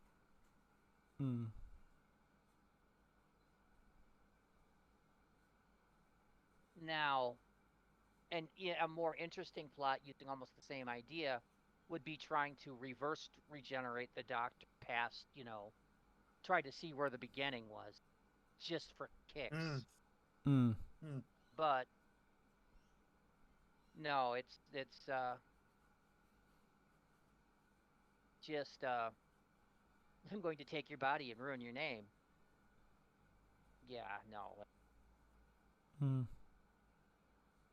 Oh. Well, generally erase the Doctor's entire existence as well. I just found a note. Apparently, Doctor Who is no longer going to air on BBC America. Ah. Oh. Well, I guess, yeah, it must just be a next day Disney Plus thing then. It would have to be same day then. Oh, same day, yeah. Yeah, I found that. Or I guess next day because it airs. Disney Plus shows go live at, what would it be, 8 a.m. UK time. So, yeah. Or it might just be literally like as soon as it's finished airing in the UK, it goes on Disney Plus. Sort of like here with ABC iView. So yeah, that sucks, but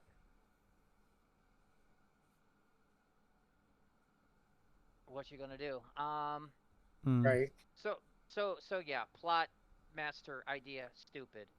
All right. Favorite scene. All right, favorite scenes. Matt says he'll take the smaller of the three, which is the moment with Tegan and the Fifth Doctor. Because only 5 can melt that attitude and get to the good in Tegan, and in only a few seconds of talking. He legit even watched her expressions change quickly as they got to meet again. I kind of choked up when it said Braveheart. Also, I guess that scene kind of gave an explanation for the Doctor aging, maybe, or the hologram aging, or maybe not. I don't know.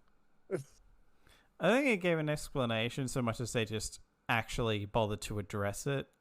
It's like, well, you look different. Yeah, they at least acknowledged it, right? Yeah.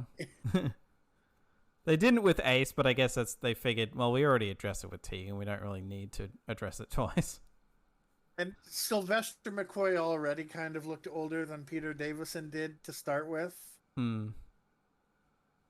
Well, that's because Peter Davidson was in, his very early 30s when he was the Doctor, and McCoy was in his 40s, and they're only like 5 years apart. Davison started at 28. 28, okay. So he was in his late 20s. Sylvester McCoy, I think, was in his early 40s. Probably.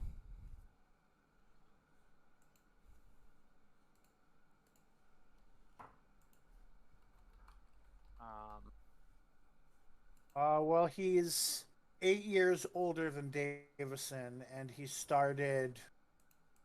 Okay, like, 6 years later. That's all we need to know, because that's what we were trying to figure out, is what the difference between them was in years.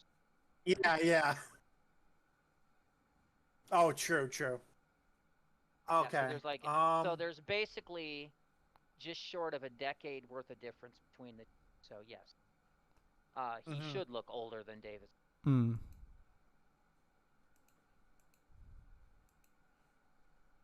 right. So on to my scene. All right. So I'm probably stealing one, but this was probably expected. The Guardians of the Edge scene, which I don't think we've actually mentioned yet. No, we haven't. No. The multi-classic Doctors scene. Yes, especially with Paul McGann being the one that had to be different. I don't do robes.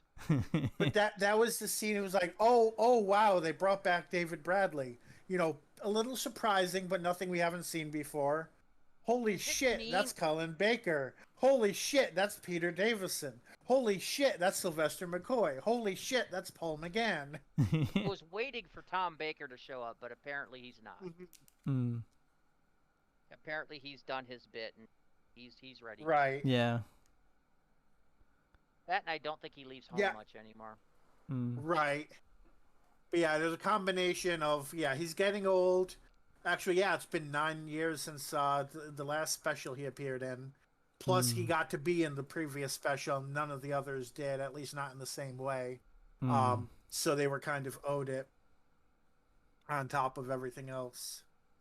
It would have been nice to have Eccleston, Tennant, and Smith in there. And Capaldi. basically, you know, all the past ones. Right. Convince Sean Pertwee to dress as his dad. I do think that if anything, this was the only instance where that you might have been able to talk Sean Pertwee into it, because it's wouldn't even have had to dress as his dad. Just a like wig. A little bit of makeup, really. Yeah, makeup and a wig. And then there's doesn't one of Patrick Troughton's kids look like a taller version of him? Maybe. I don't know. So, like, or at least did at some point, I think. I'm pretty sure you can find an actor that looks remarkably like him with right. makeup. But yeah, Hell, I mean, for a scene that short, the BBC could spring for a deep fake or something. Right. But I mean that stuff like that might have been icing, but I think as it was, like, you know, it was a short enough scene that there would have been even less time for each to talk if there were more actors. So that alone kind of justified it only being 4 of them. 4 or 5, however many showed up. It still would have been nice. I did see an article that seemed to think that they that McGann was the 9th Doctor, oddly enough. But yeah, it's what passes for online journalism in some places. But yeah, I just thought it was a great scene. Even though they weren't physically next to each other, they were still bantering with each other. But you know, very enjoyable.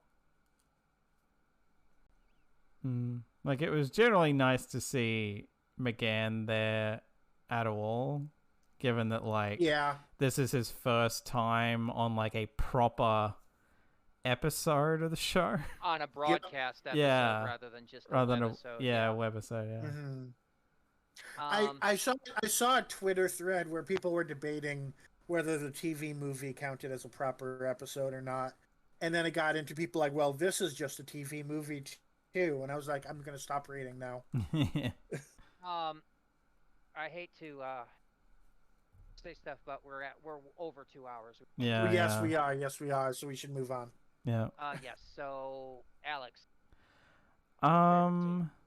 Ooh. That's one I want to go for, but I'm going to leave it just in case it's one that Randy's sitting leaving me on. the low-hanging fruit. That's fine. Let's see. You know what? I think I'll just go with like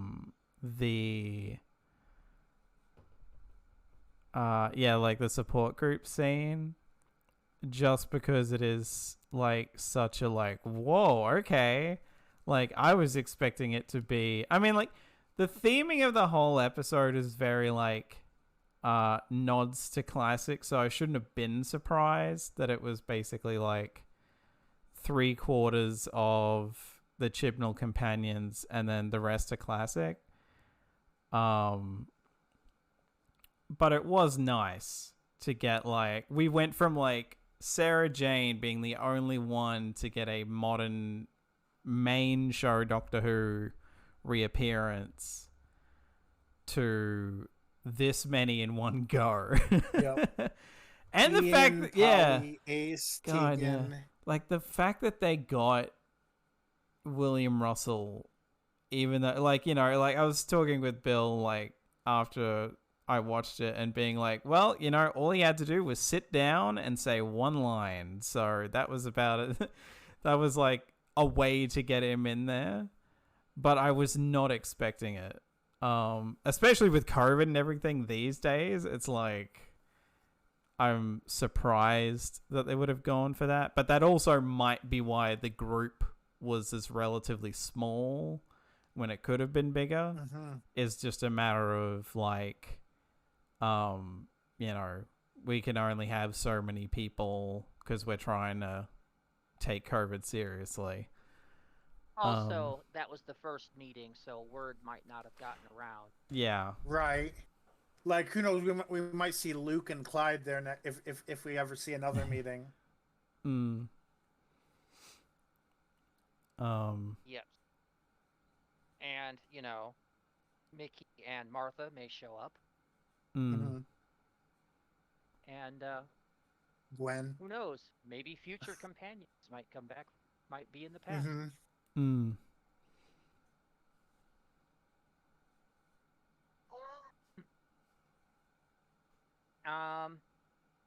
My turn? Yep. All right, so I'll pick the low-hanging fruit and choose the final regeneration. But I have many reasons for picking. First of all, the regeneration special effects, beautiful. After, you know, seeing the kind of half-assed ones they did for Capaldi, and I haven't seen this good of a regeneration since Tennant and DeSmith, to be honest. And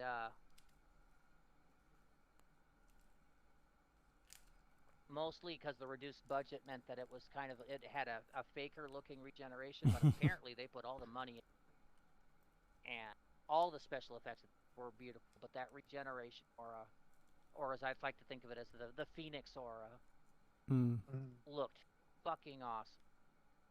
I did notice, only after someone pointed it out, but there were a lot more colors in it than normal. Yeah. There's even some little flashes of rainbow in it. And then finally, Tennant's first lines were perfect. First line was, "I recognize these teeth." Yes. Because Tennant's original first lines were new, weird. Yeah.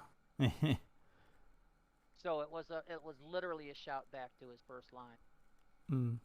As soon as I saw his face, I was like, okay, I'll accept this scene if you say the thing. And then he said, "What?" And I was like, keep going. And he did. I only have two complaints. One is just a recommendation. And that is, I almost wished Whitaker, before she regenerated, said, "I don't want to go." Because that would almost be a hearkening, like, you know, trigger in the brain to think of, you know, Tennant, and that would almost explain the regeneration in itself, you know? The second thing that bothered me is when he went, what at the end, did it wrong. Because in this version, he's like, what?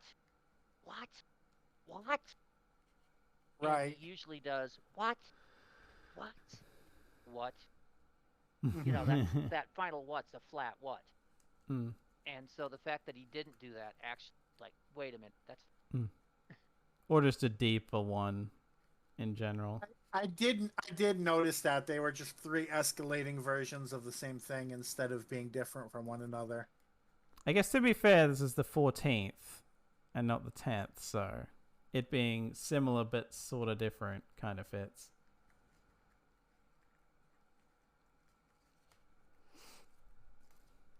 Which honestly is my one worry, is like, I hope there is like some difference and it's not just 10 again.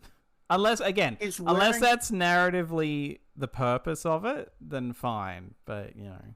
Yeah, he's wearing the 10th's last beat up outfit, so.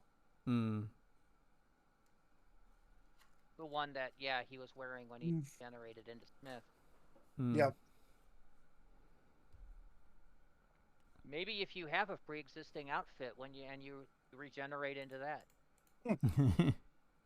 Does that mean when he regenerates into the curator in the future, he had the scarf and the coat?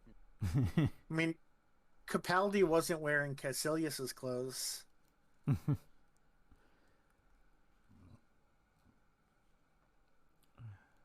I still think it would have been funnier to have Tennant regenerate with Whitaker's outfit, complete with underwear. Mhm. Just, reaches down and wait a minute, that's not right. Although, given the difference in their sizes, he kind of would have hulked through the pants. Well, they've always had to deal with that. Mhm. I mean, Sylvester McCoy wearing Colin Baker the second he stood up would have been right on the floor. Yep. So they took those in during the regeneration. Mm. Well, technically, they took them in before they filmed them. It was Coy in a Baker wig. That's Right. beside the point. So I guess move on to Matt's least favorite scene.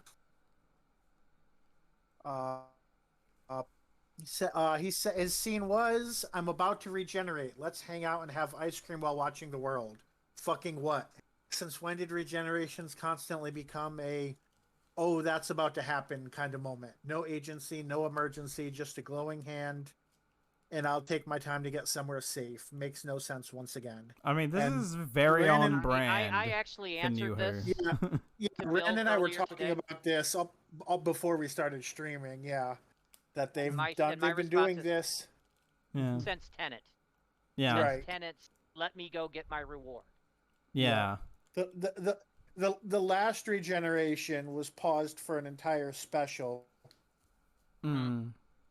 The previous regeneration was kind of different because he was like, "oh, send me regeneration energy," and then immediately regenerated.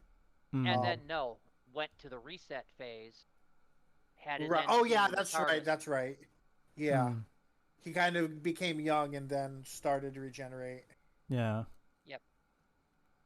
Whereas, yeah, Tennant then went on a tour of his memories before Mm. regenerating. He went on the grand tour of his companions. Yeah. It's like this is generally just a thing that they do now. And, I could go into a rant about it, but I won't because we're going long enough. Love to hear that rant, but not right now. Okay, so Bill. So I've been thinking hard about this, and the only one that keeps popping into my head is the Doctor fixing Vinder's ship. Because one, it's another thing for the Doctor to do by herself without talking to anybody, and it just kind of feels weird in the middle of all the action going on. And two, it makes Vinder feel even more incompetent because she doesn't need any special tools or like a new engine or anything. She just goes in with her screwdriver and some goggles and fixes his ship. Why couldn't he do that? It does it in like a minute and a half. Yes. I'm sorry, you crash a ship onto a planet. First of all, there's going to be body work involved. You are going to have to like unbend the ship.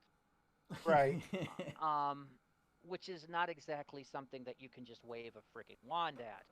Mm. I mean, yeah, speaking of wands, she might as well have just had one and just gone reparo at this point, because basically that's what it took. It all the more made it feel like Vinder was added as kind of an afterthought. Mm. I do think so. Or like maybe that he was supposed to have a bigger role, but in the editing it's like, oh shit, there's already too much. Whoops. But then rather than cutting him out entirely. That was the one companion too many. They added. Yeah.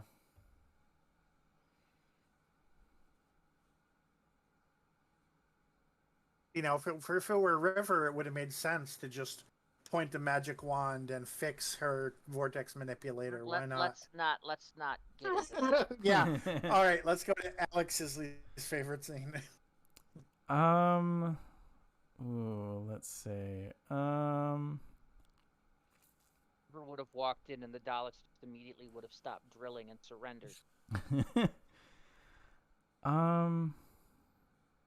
River. Let's see. God, I had one. Oh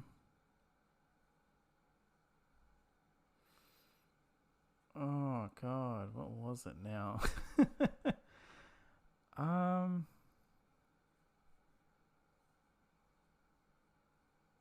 Bloody hell.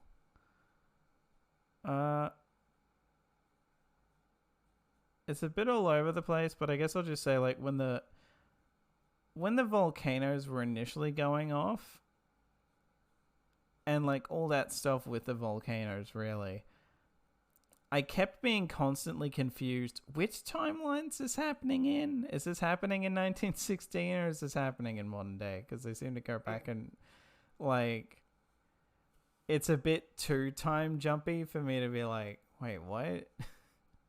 So when they start going off, I'm like, so they're going off in both? Are they going off in modern? Like, the second time around I caught it, but it was still just like, wait, what? Because he's starting it in 1916, but apparently they're going off in 2022. So, but it's like, wait, what? No, the Daleks were in 2022, which is why he killed all the seismologists until they took over unit.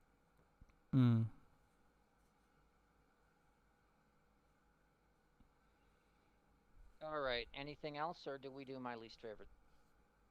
I think it's on to you. Yeah. Okay. My least favorite scene is Rah Rah Rasputin. Because there was absolutely no point to that. The Master went out of his way to turn the chandelier of the Winter Palace into a disco, a rainbow-colored disco thing, for that minute and a half of dancing to that song.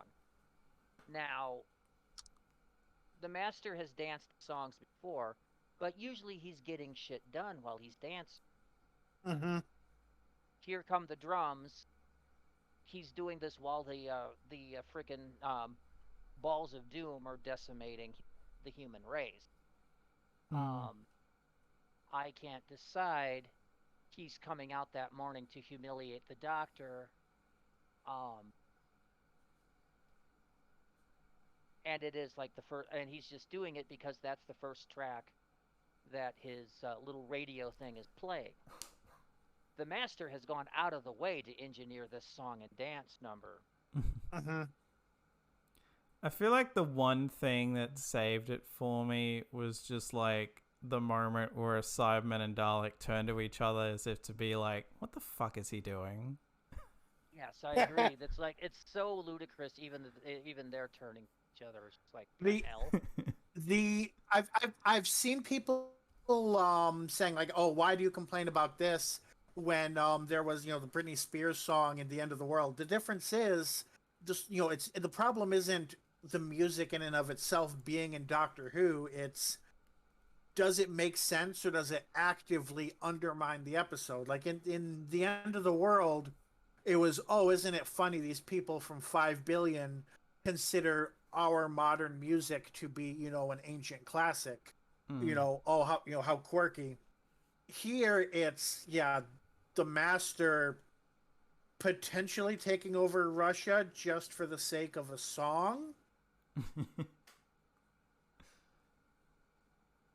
Or just generally celebrating a bit too early. Like if he did it after the forced regeneration thing, it would make a bit more sense because it's like, yay, I succeeded. Let's celebrate. Whereas doing it beforehand is a bit premature. Although I mentioned in our chat, once he walked out and said, I am the Doctor, it would have been hilarious if the Daleks and Cybermen just started firing because, they would have gotten their goal of the Doctor being dead. Well, as far as I know. Yeah. You should submit that to how it should have ended.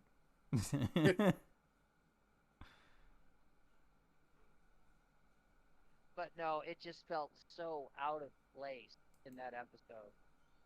And with the flashing lights and him doing that, I'm just like, God. Oh God, oh God, oh God. In fact, I tried to rewatch it a second time, and the second that scene came on, I had to turn the TV off.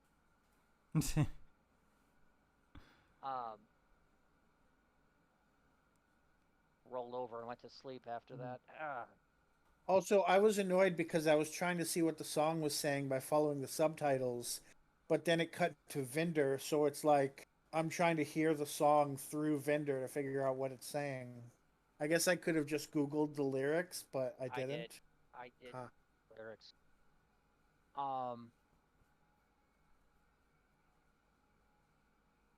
The fact that the master is dancing to a song that calls him a Russian sex, I was just like, oh, please. There goes my stomach.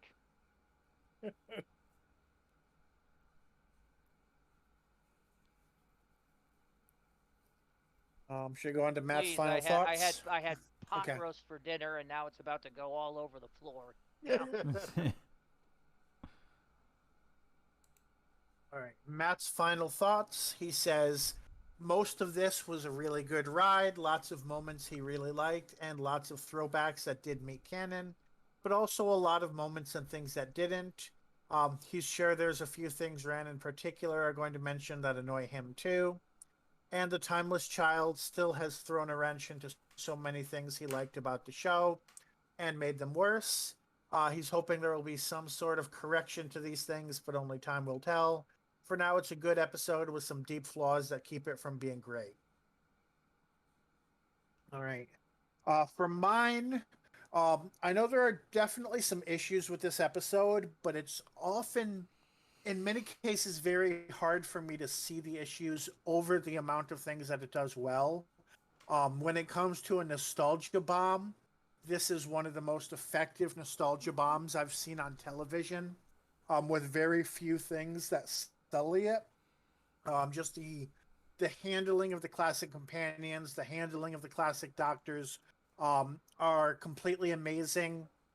The fact that all of the Master's plots seemed to weave together, not in the most logical way, in the sense of, oh, this is a plot he should have come up with, but at least in a logical way that makes sense in and of themselves. You can kind of see how step A led to step B, led to step C, which is all you can ask for the Master, who constantly gets in his own way and ends up with his plans failing and being captured by UNIT.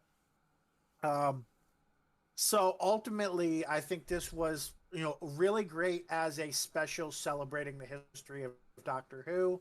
I guess celebrating the history of the BBC, but I don't think it references anything from before 1963. So celebrating the history of Doctor Who. I think it's a great nostalgia trip.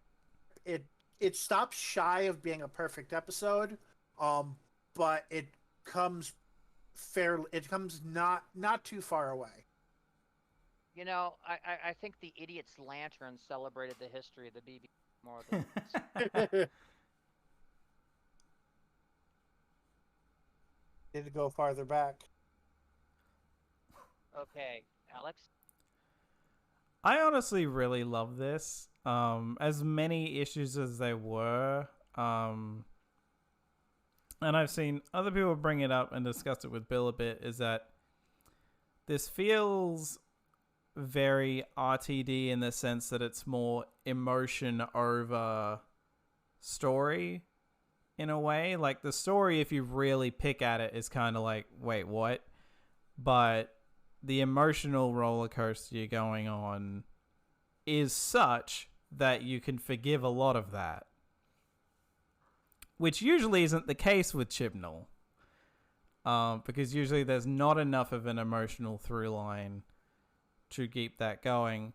And honest to God, I would say this is the best thing that Chibnall has ever wrote for Doctor Who, which, yes, the bar is pretty low. And I don't know if I'd put it, it's hard to really compare it to anything he wrote for Torchwood, good or bad. But if we're counting literally the entire scope of everything Doctor Who related that he ever wrote, I don't know if I would put it over Countryside, but I probably would, just because Countryside has like one glaring element that's like holding it. That's like, but Well, Countryside's also a completely different animal. Oh yeah. I mean, Countryside, you could take it without the Torchwood vibes and do it entirely as a police procedural show. Yeah. Yep. There's really no science fiction elements in Countryside. Yeah. Right. So generally, this is absolutely the strongest sci-fi heavy thing Chibnall has ever written for Doctor Who, in my opinion. It was amazing seeing, and like really, like I brought it up before, but I cannot stress this enough. It's like it's one of those funny things that like a lot of what Chibnall's done overall in the course of his run that I've really liked have been a lot of arguably like small in the grand scheme things, but that feel big, at least in New Who. None of his companions died or had fake out deaths, and they all got to just leave the TARDIS. We now have the unit connection with the old companions, so we now have a built-in way to bring old companions back, which is like a very smart thing to have done, and I love that. You know, the support group generally is another way to have them like cameo for a couple of seconds if we ever want to do it again. You know, for like as much as the Timeless Child is like, oh god damn it, there's that many like other things that he's done that I'm like, well, thank God someone did it.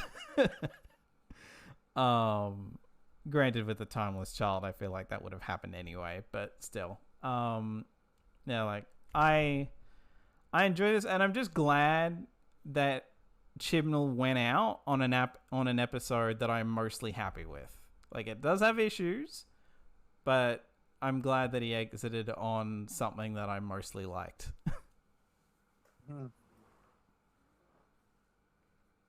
As for me, I'm largely with Alex on this. I went into this already expecting some Timeless Children stuff because I knew he was closing out his plot threads. So, which I have to give him respect for because Moffat never did. But by and large, I was very pleasantly surprised. I found it very enjoyable. The nostalgia dropping was just great. Emotional content I choked up on more than one occasion. It is missing a couple of things. It's almost become traditional for the Doctor to give an epic speech before they regenerate, and I didn't feel like the end speech that the Doctor gave in this was epic enough. Neither the 1-2 Yas or this. I still don't think the music's strong enough. I mean, I would love to see some of these episodes reorchestrated by Murray Gold just to hear what he would have done with them. But still, I mean, everything else, and you know, other than the couple of plot holes, everything else I loved. The acting's great, the special effects great, and the writing, other than the glaring plot hole of the Master's scheme, is decent. Especially the dialoguing. I loved the dialogue. It's obvious that Chibnall finally has broken out of his box. He just needs to refine it a little bit now. And I'm almost regretting seeing him go because of that. All right, let's rate it. So Matt gives it a 4.0. I have a 4.5. All right, Matt gave it a 4.0. You gave it a 4.5, you said? Yep. Alex? Yeah, I'm going to agree with Bill, and I'm going to give this a 4.5 as well. So agree, I'm going to give it a 4.5. And that will average it to a 4.8. which will put it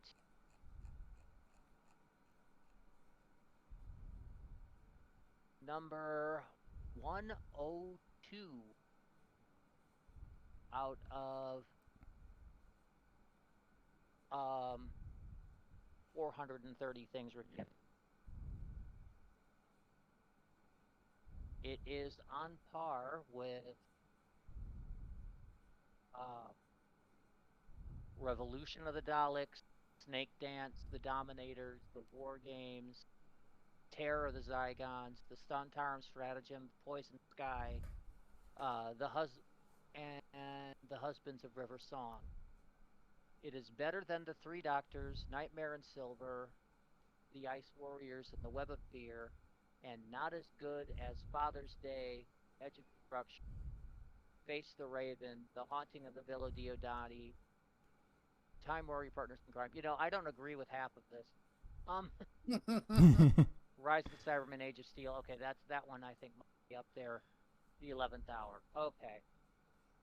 So again, 102 out of actually about 440 viewed. That is all we have to say about the power of the Doctor. And that rounds out our full Whittaker era on the TV story chart. Yep. All right. So let us know in the comments what you thought of this week's episode. I know if you're listening to this, you've watched it, unless you just get a kick off watching podcasts and don't like watching Doctor Who. Don't forget to like the video since you've listened this far. And make sure to subscribe on YouTube to get our exports every week, or follow us on Twitch to get notified when we stream. All right, so next week we're going back to our regularly scheduled programming. And are continuing the Sarah Jane Adventures. It will be Sarah Jane Adventures, The Curse of Clyde Langer. Written by Phil Ford and starring Elizabeth Sladen as Sarah Jane Smith, Daniel Anthony as Clyde Langer, and Sarah as Ronnie Chandra, and Sinead Michael as... See that? You then?